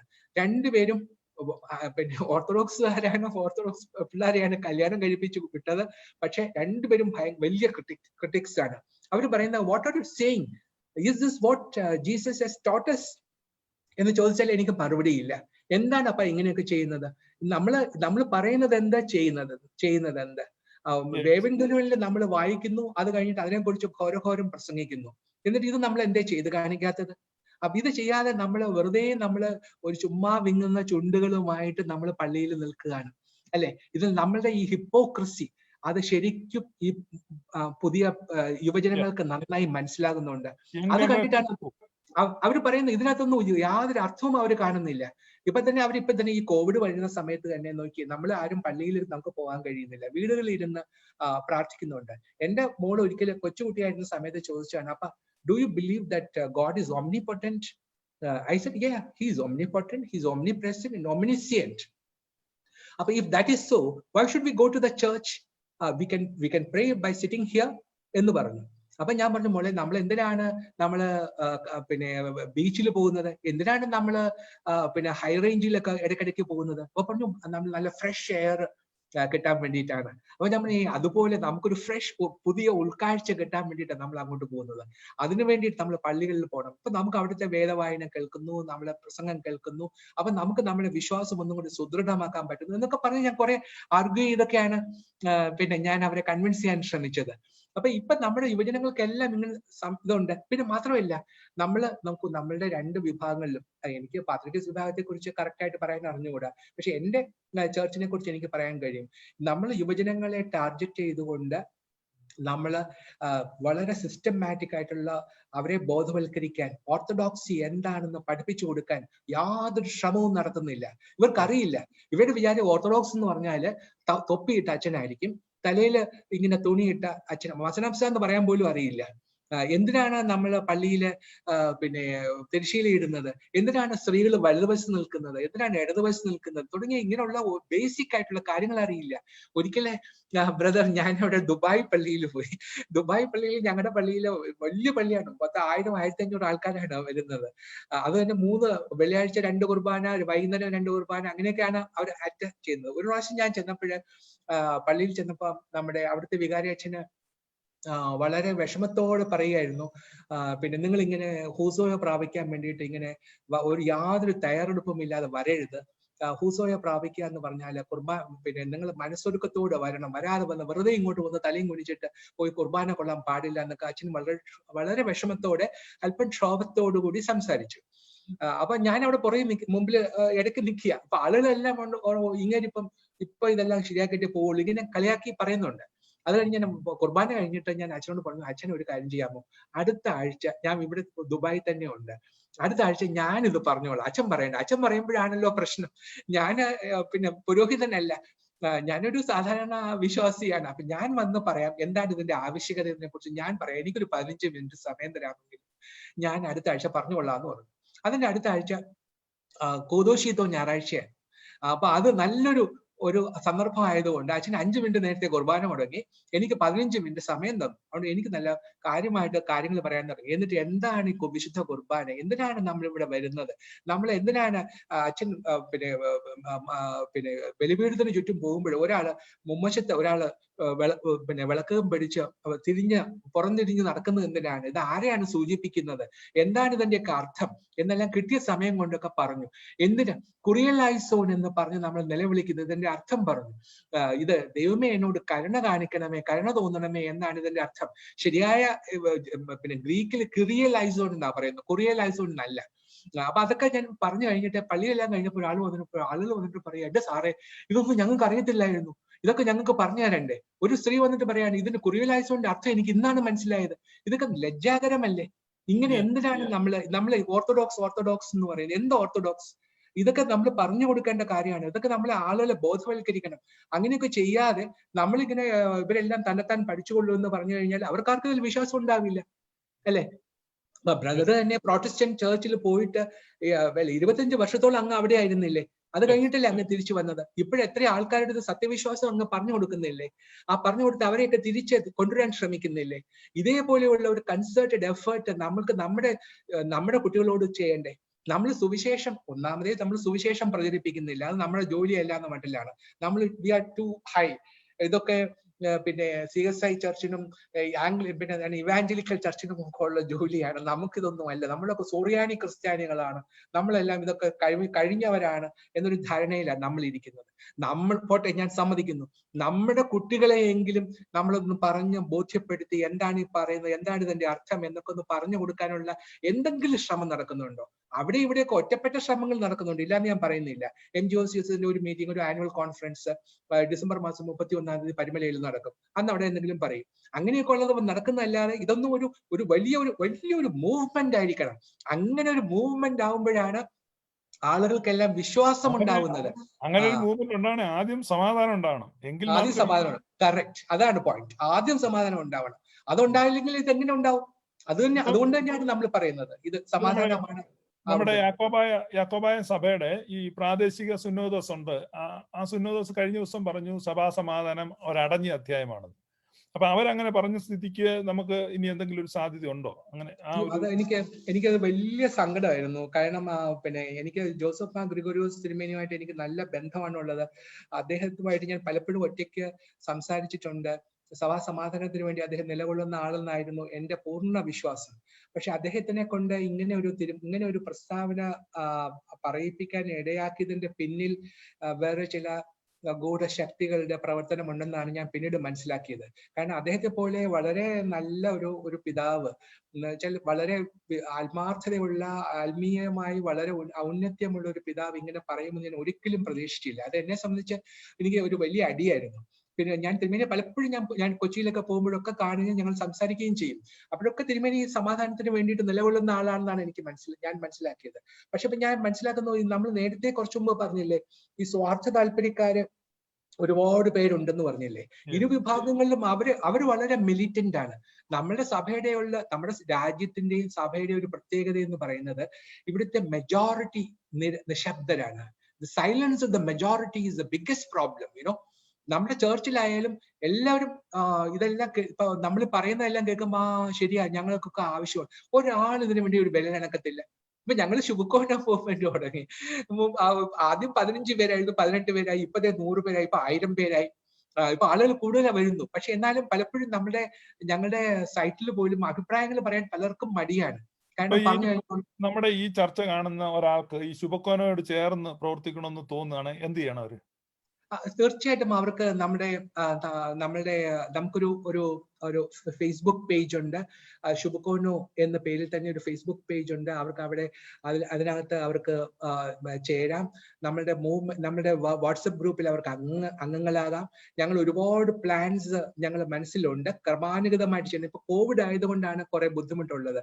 ഇപ്പൊ ഞങ്ങൾ 21 തീയതി കഴിഞ്ഞാൽ 100 പേരെ ഒരുമിച്ച് സമ്മേളിക്കാം എന്ന് പറഞ്ഞിട്ടുണ്ട്. അപ്പൊ 21 തീയതി കഴിഞ്ഞാൽ, അതായത് 21 പറഞ്ഞാൽ അടുത്ത തിങ്കളാഴ്ചയാണ്, കഴിഞ്ഞ ഉടൻ തന്നെ ഞങ്ങൾ ശുഭക്കോനോയിലുള്ള 25 പേരും ശ്ലോമോ ഗ്രൂപ്പിൽ, അതായത് പാത്രിക്കസ് വിഭാഗത്തിൽ ശുഭക്കോനോ പോലെ ഒരു ഗ്രൂപ്പ് അപ്പുറത്തും ഉണ്ട്, അവിടെയുള്ള 25 പേരും കൂടി ഞങ്ങൾ ഒരുമിച്ച് കൂടി ഒരു ദിവസം ഏതെങ്കിലും ഒരു പള്ളിയിൽ ചെന്നിരുന്ന് പ്രാർത്ഥിച്ച് നമ്മൾ മുന്നോട്ടുള്ള പാത എങ്ങനെയാവണം, വേ ഫോർവേഡ് എന്താണ് എന്നൊക്കെ ചർച്ച ചെയ്യണമെന്ന് തീരുമാനിച്ചു. ഇന്ന് തന്നെ ഈ 2 കൂട്ടരും ഒരുമിച്ച് ഇന്ന് വെള്ളിയാഴ്ച രാവിലെ 6 മണി മുതൽ ഉച്ച വരെ ഇന്ന് എല്ലാവരും ഉപവസിച്ചു പ്രാർത്ഥിച്ചു. അപ്പൊ അതിനകത്ത് ഈ പ്രാർത്ഥനയിലോ അല്ലെങ്കിൽ ഈ ശ്രമത്തിലോ ഒരു തിരുമേനിയും ഒരു അച്ഛനെയും നമ്മൾ ഉൾക്കൊള്ളിച്ചിട്ടില്ല. അവിടെ ഒന്നും ആവശ്യമുണ്ടെന്ന് ഞങ്ങൾക്ക് തോന്നുന്നില്ല. ഇത് നമ്മൾ മാത്രം ചെയ്താൽ മതി. നമ്മുടെ ലേറ്റിയുടെ ഒരു വലിയ ഒരു ഉണർവുണ്ടാവണം. ആ ലേറ്റിയുടെ ഒരു മൂവ്മെന്റ് ഉണ്ടാവണം. ആ മൂവ്മെന്റ് ഉണ്ടായിക്കഴിഞ്ഞാൽ ഇപ്പൊ ഈ കാണിക്കുന്ന, ഞാൻ പറയട്ടെ, ഈ തെറ്റായ ദിശയിലേക്കുള്ള ഈ പ്രയാണത്തെ നമുക്ക് ബ്രേക്ക് ഇടാൻ സാധിക്കും. കാരണം ഈ തിരുമേനിമാരൊക്കെ, നമ്മളുടെ ഈ ബിഷപ്പ്മാരെന്ന് പറഞ്ഞ നമ്മളുടെ ഇടയന്മാരെ നമ്മൾ ഇന്ന് വിളിക്കുന്നവരെല്ലാം നമ്മൾ വോട്ട് കൊടുത്ത് ജയിപ്പിച്ച ആൾക്കാരാണ്. അവര് ജനങ്ങളുടെ അഭിപ്രായത്തെ നിരാകരിക്കാൻ അവർക്ക് ഒരു അവകാശവുമില്ല. അവർ ജനങ്ങളുടെ ശബ്ദം കേൾക്കണം. കാരണം ജനങ്ങളുടെ voice, people's voice is God's voice. അത് ജനങ്ങളുടെ ശബ്ദമാണ്, ദൈവത്തിന്റെ ശബ്ദം. ആ ശബ്ദം എന്താണെന്ന് അവർ കേൾക്കണം, തിരിച്ചറിയണം. അവിടെ ഭിത്തിയിൽ എഴുതിയിരിക്കുന്നത് എന്താണ് എന്ന് അവർ വായിച്ച് മനസ്സിലാക്കണം. ഭാവിയിൽ എന്താണ് സംഭവിക്കാൻ പോകുന്നത്, അടുത്ത 50 വർഷങ്ങൾക്ക് ശേഷം ഈ സഭ എവിടെയായിരിക്കും എന്ന് ഇപ്പോഴേ ചിന്തിച്ച് അതിനു വേണ്ടിയിട്ടുള്ള പ്രവർത്തനങ്ങൾ ചെയ്യണം. അങ്ങനെ ചെയ്തില്ലെങ്കിൽ ഇത് നശിച്ചു പോകും. ഇപ്പൊ ദൈവം ഉണ്ടാക്കിയ സഭയാണ്, അതുകൊണ്ട് ഇതിനൊന്നും സംഭവിക്കില്ല എന്ന് പറയാം. ദൈവത്തിന്റെ സഭ ഉണ്ടെങ്കിൽ അവിടെ പിശാചിന്റെ പ്രവർത്തനം ഉണ്ടാവും. ഇന്നലെ ഒരു തിരുമേനി ആയിട്ട് ഞാൻ ഫോണിൽ സംസാരിച്ചു. ഞാൻ തിരുമേനിയോട് പറഞ്ഞു, തിരുമേനി നിങ്ങൾ 2 കൂട്ടത്തിലെ സിനഡോട് ഒരുമിച്ച് ചേർത്താൽ ഒരു 65 പേരുണ്ട്. ഈ 65 പേർ ഒരുമിച്ച് വെച്ചാൽ 20 കൊല്ലം കഴിയുമ്പോൾ നിങ്ങളിൽ എത്ര പേര് കാണും? അപ്പൊ തിരുമേനി പറഞ്ഞു, ഒരു ഉറപ്പുമില്ല, കാരണം എനിക്ക് തന്നെ 10-61 വയസ്സായി. അപ്പൊ അതൊരു ഫാക്റ്റാണ്. അപ്പൊ ഇത് നിങ്ങൾ ചിന്തിക്കണം. കാരണം ഈ യോജിച്ച സിനഡ് ഒരുമിച്ച് ചിന്തിക്കേ. 20 കൊല്ലം കഴിഞ്ഞ് സാർ 50 പറഞ്ഞത്, ഞാൻ ഒരു 20 കൊല്ലം പറഞ്ഞു. 20 കൊല്ലം കഴിഞ്ഞ് നമ്മൾ കാണുമെന്ന് ഉറപ്പുള്ള എത്ര പേരുണ്ട്? ഇപ്പൊ തന്നെ ഈ നമ്മള് ഇപ്പൊ നോക്കിക്കേ, ഇപ്പോഴുള്ള പാത്രികീസ് വിഭാഗത്തിന്റെ സ്ട്രാറ്റജി എന്ന് പറയുന്നത് പള്ളികൾ വിട്ടു, പിന്നെ പള്ളികൾ ഓർത്തഡോക്സ് ചർച്ച് അത് ഏറ്റെടുക്കുന്ന സമയത്ത് അവിടെ നിന്ന് ആളുകളെ വിശ്വാസികളെ അങ്ങ് മാറ്റുകയാണ്. എന്നിട്ട് അപ്പുറത്ത് പോയി റബ്ബർ തോട്ടത്തില് ഷെഡും കെട്ടി അവിടെ പ്രാർത്ഥിക്കുകയാണ്. ഇതിന്റെ പിന്നിൽ ഒരു ദുഷ്ട ലക്ഷ്യമുണ്ട്. കാരണം എന്താ, ഇങ്ങനെ മാറ്റി നിന്നാൽ ഈ പാരലൽ അഡ്മിനിസ്ട്രേഷൻ തുടരാൻ സാധിക്കും അല്ലെ? ഇപ്പൊ 600 പള്ളികള്, ഈ 600 പള്ളികള് പിന്നെ ഇനി പുതുതായിട്ട് പണിയേണ്ടി വരും. എല്ലാ ഓർത്തഡോക്സ് നിയമപ്രകാരം, സുപ്രീം കോടതി നിയമപ്രകാരം 600 പള്ളികൾ, 600 എത്രയാണോ അത്രയും പള്ളികൾ ഓർത്തഡോക്സ് സഭയ്ക്ക് വിട്ടുകൊടുക്കുകയാണെന്ന് വിചാരിക്കുക. അതെ, അപ്പൊ ഇത്രയും പള്ളികൾ ഇനി ഉണ്ടാക്കണമെങ്കിൽ എത്ര കോടി രൂപ വേണം? അപ്പൊ ഈ ഇത്രയും ഒരു പള്ളിക്ക് ഒരു 2 കോടി രൂപ ആവറേജ്, 2 കോടിയിൽ എവിടെയാ പള്ളിയെ ഉണ്ടാക്കാൻ പറ്റുന്നത്? 5 കോടി രൂപയെങ്കിലും വേണം. അപ്പൊ 5 കോടി രൂപ വെച്ച് കഴിഞ്ഞാൽ എത്ര കോടി രൂപ, ആയിരക്കണക്കിന് കോടി രൂപയല്ലേ വേണ്ടുന്നത്? ഇതെല്ലാം ഈ പാവപ്പെട്ട ജനങ്ങൾ കൊടുക്കണം. ഇങ്ങനെയൊക്കെ ഉണ്ടാക്കി വേറൊരു സഭയായിട്ട് അങ്ങ് നിന്നാല് പിന്നെ ഈ പറഞ്ഞ മാതിരി നമ്മുടെ ഒന്നും സ്ഥാനങ്ങൾക്കൊന്നും ഒരു കുഴപ്പമില്ല. നമ്മൾ ഉണ്ടാക്കിയിട്ടുള്ള ചില സ്ഥാപനങ്ങൾ, അതിൽ നിന്ന് കിട്ടുന്ന വരുമാനമൊക്കെ നമുക്ക് കൈയടക്കാം. ഇങ്ങനെയൊക്കെയുള്ള ചിന്തകളാണ്. പിന്നെ ഞാനത് ഇനി ഇതിൽ കൂടുതൽ പച്ചയായിട്ട് എങ്ങനെയാണ് പറയുക? പിന്നെ നമ്മൾ പാസ്റ്റിനെ കുറിച്ച് പറയണ്ട എന്ന് പറഞ്ഞാൽ എപ്പോഴും വരുന്ന ഒരു കാര്യമാണ് 958 സമാധാനം തട്ടിക്കൂട്ട് സമാധാനമായിരുന്നു. അത് പിന്നെ 72 പൊളിഞ്ഞു പോയി. അതുകൊണ്ട് ഇനിയും സമാധാനം ഉണ്ടായാൽ അത് പൊളിഞ്ഞു പോകും. അപ്പൊ അങ്ങനെ ഒരു കൺസേൺ പലരും പറയാറുണ്ട്. അപ്പൊ ഈ ഇനി ഉണ്ടാകുന്ന സമാധാനം ഈ നീതി, സ്നേഹം, സത്യം, അങ്ങനെയുള്ള ഒരു ധാർമ്മിക അടിത്തറയിലൊരു സമാധാനം ഉണ്ടായാൽ അല്ലെങ്കിൽ നിലനിൽക്കത്തുള്ളൂ. ശരിയാണ്. ഇതാ നമ്മളെ ഈ തട്ടിക്കൂട്ട് സമാധാനം എന്ന് വിശേഷിപ്പിക്കുന്നത് വാസ്തവത്തില് ശരിയായ ഒരു വിശേഷണമല്ല. നമ്മൾ കൂനൻ 1653 അല്ലെ കൂനൻ കുരിശ് സത്യമുണ്ടായത്. 1653 കൂനൻ കുരിശിന് ശേഷം ഉണ്ടായ സഭയുടെ ചരിത്രം നോക്കുകയാണെങ്കിൽ അതിൽ ഏറ്റവും ശ്രേഷ്ഠമായ ഒരു സംഭവമാണ് 58 സമാധാനം. അത് അപ്പൊ പിന്നെ ചോദിക്കും, അതങ്ങ് തെറ്റിപ്പോയില്ലേന്ന് ചോദിക്കും. അതിന് വേറെ കാരണങ്ങളുണ്ട്, അതവിടെ നിൽക്കട്ടെ. ഇതിന് മുൻകൈ എടുത്തത് മഹാപരിശുദ്ധനായ ബെസിലിയോസ് രണ്ടാമൻ തിരുമേനിയായിരുന്നു, ബാവ തിരുമേനിയായിരുന്നു. അപ്പൊ അങ്ങനെയുള്ള അവരുടെ പരിശുദ്ധാത്മാവിനാൽ പ്രേരിതമായ ഒരു പ്രവർത്തനത്തിലൂടെയാണ് ആ സമാധാനം ഉണ്ടായത്. അതിൽ വിശ്വസിച്ച ഒരുപാട് വിശ്വാസികളുടെ ത്യാഗോജ്വലമായ പ്രവർത്തനത്തിലൂടെയാണ് അത് ഉണ്ടായത്. അതിനെ എല്ലാം പുച്ഛിച്ച് അതൊക്കെ തട്ടിക്കൂട്ടാണ് എന്ന് പറയുന്നത് ഒരിക്കലും ശരിയായ ഒരു കാര്യമാണെന്ന് ഞാൻ വിചാരിക്കുന്നില്ല. പിന്നെ അവര് ആ സമാധാനം പിന്നീട് നിലനിന്നില്ല. 72 ആ സമാധാനം തകർന്നില്ലേ? അതിന് പല കാരണങ്ങളുണ്ട്. കാരണം എല്ലാ പിന്നിൽ നമ്മൾ നേരത്തെ പറഞ്ഞ സ്വാർത്ഥ താല്പര്യങ്ങളാണ്. നമുക്കിപ്പോ എത്ര നമ്മൾ ബ്ലണ്ടായിട്ട് നമ്മൾ പറഞ്ഞാലും ചില കാര്യങ്ങൾ നമ്മുടെ സമാധാനത്തിന് വേണ്ടി ശ്രമിക്കുന്നവരായതുകൊണ്ട് ചിലതൊന്നും പറയാതിരിക്കണം. പക്ഷേ എന്റെ ഒരു അനുഭവത്തില് ഇന്നലെ എന്നോട് പിന്നെ നമ്മുടെ സഭയിൽ ഒരു തിരുമേനി സംസാരിച്ചപ്പോ അദ്ദേഹം പറയായിരുന്നു ആ സമാധാന കാലഘട്ടം വളരെ നന്നായിരുന്നു, ഗോൾഡൻ, അദ്ദേഹം പറഞ്ഞു ഗ്ലോറിയസ് പീരീഡ് ആയിരുന്നു. അപ്പൊ ഇന്ന് വരെ ഒരാൾ പോലും ഈ തിരുമേനിമാരാകട്ടെ ഐമേനികളാകട്ടെ ആരും തന്നെ ആ ഒരു പീരീഡ് മോശമാണെന്ന് പറഞ്ഞിട്ടില്ല. രണ്ടു കൂട്ടരത്തിന്നും ആ കാലഘട്ടം നല്ലതായിരുന്നു എല്ലാവരും പറയുന്നു. അപ്പൊ അത് ഒരു നന്നായിരിക്കുമെന്നാണ് ഞാൻ ചിന്തിക്കുന്നത്. അത് അന്നത്തെ ചിലരുടെ ബുദ്ധിമോശം കൊണ്ടോ അല്ലെങ്കിൽ ബുദ്ധി കൂടുതൽ കൊണ്ടോ ഉണ്ടായ ഒരു പ്രശ്നമാണത്. വേറെ ഒരു പ്രൊപ്പോസൽ ഉണ്ടല്ലോ, ഈ ജനസംഖ്യ ആനുപാതികമായിട്ട്, ഉദാഹരണം ഓരോ പള്ളികളിലും റഫറൻഡം നടത്തിയിട്ട് ഈ ജനസംഖ്യ ആനുപാതികമായിട്ട് സ്വത്തുക്കൾ പങ്കുവെച്ചിട്ട് നമുക്ക് പിരിയാം എന്ന് ഒരു പ്രൊപ്പോസൽ ഈ ഫേസ്ബുക്കിലൊക്കെ എപ്പോഴും നമ്മള് 2004 ഞാൻ നേരത്തെ ഞാൻ ആദ്യം തുടക്കത്തിൽ പറഞ്ഞില്ലേ, 2004 ഞങ്ങള് അന്ന് പിന്നെ നമ്മുടെ ഉമ്മൻചാണ്ടി സാർ ആദ്യമായിട്ട് മുഖ്യമന്ത്രിയായ സമയത്ത് ഈ സഭാ സമാധാനത്തിന് വേണ്ടി അദ്ദേഹം ഒരു ശ്രമം നടത്തി. കാരണം ഇതൊന്നും പലർക്കും അറിഞ്ഞുകൂടാ, കാരണം ഇതൊന്നും നമ്മൾ പരസ്യപ്പെടുത്താറില്ല.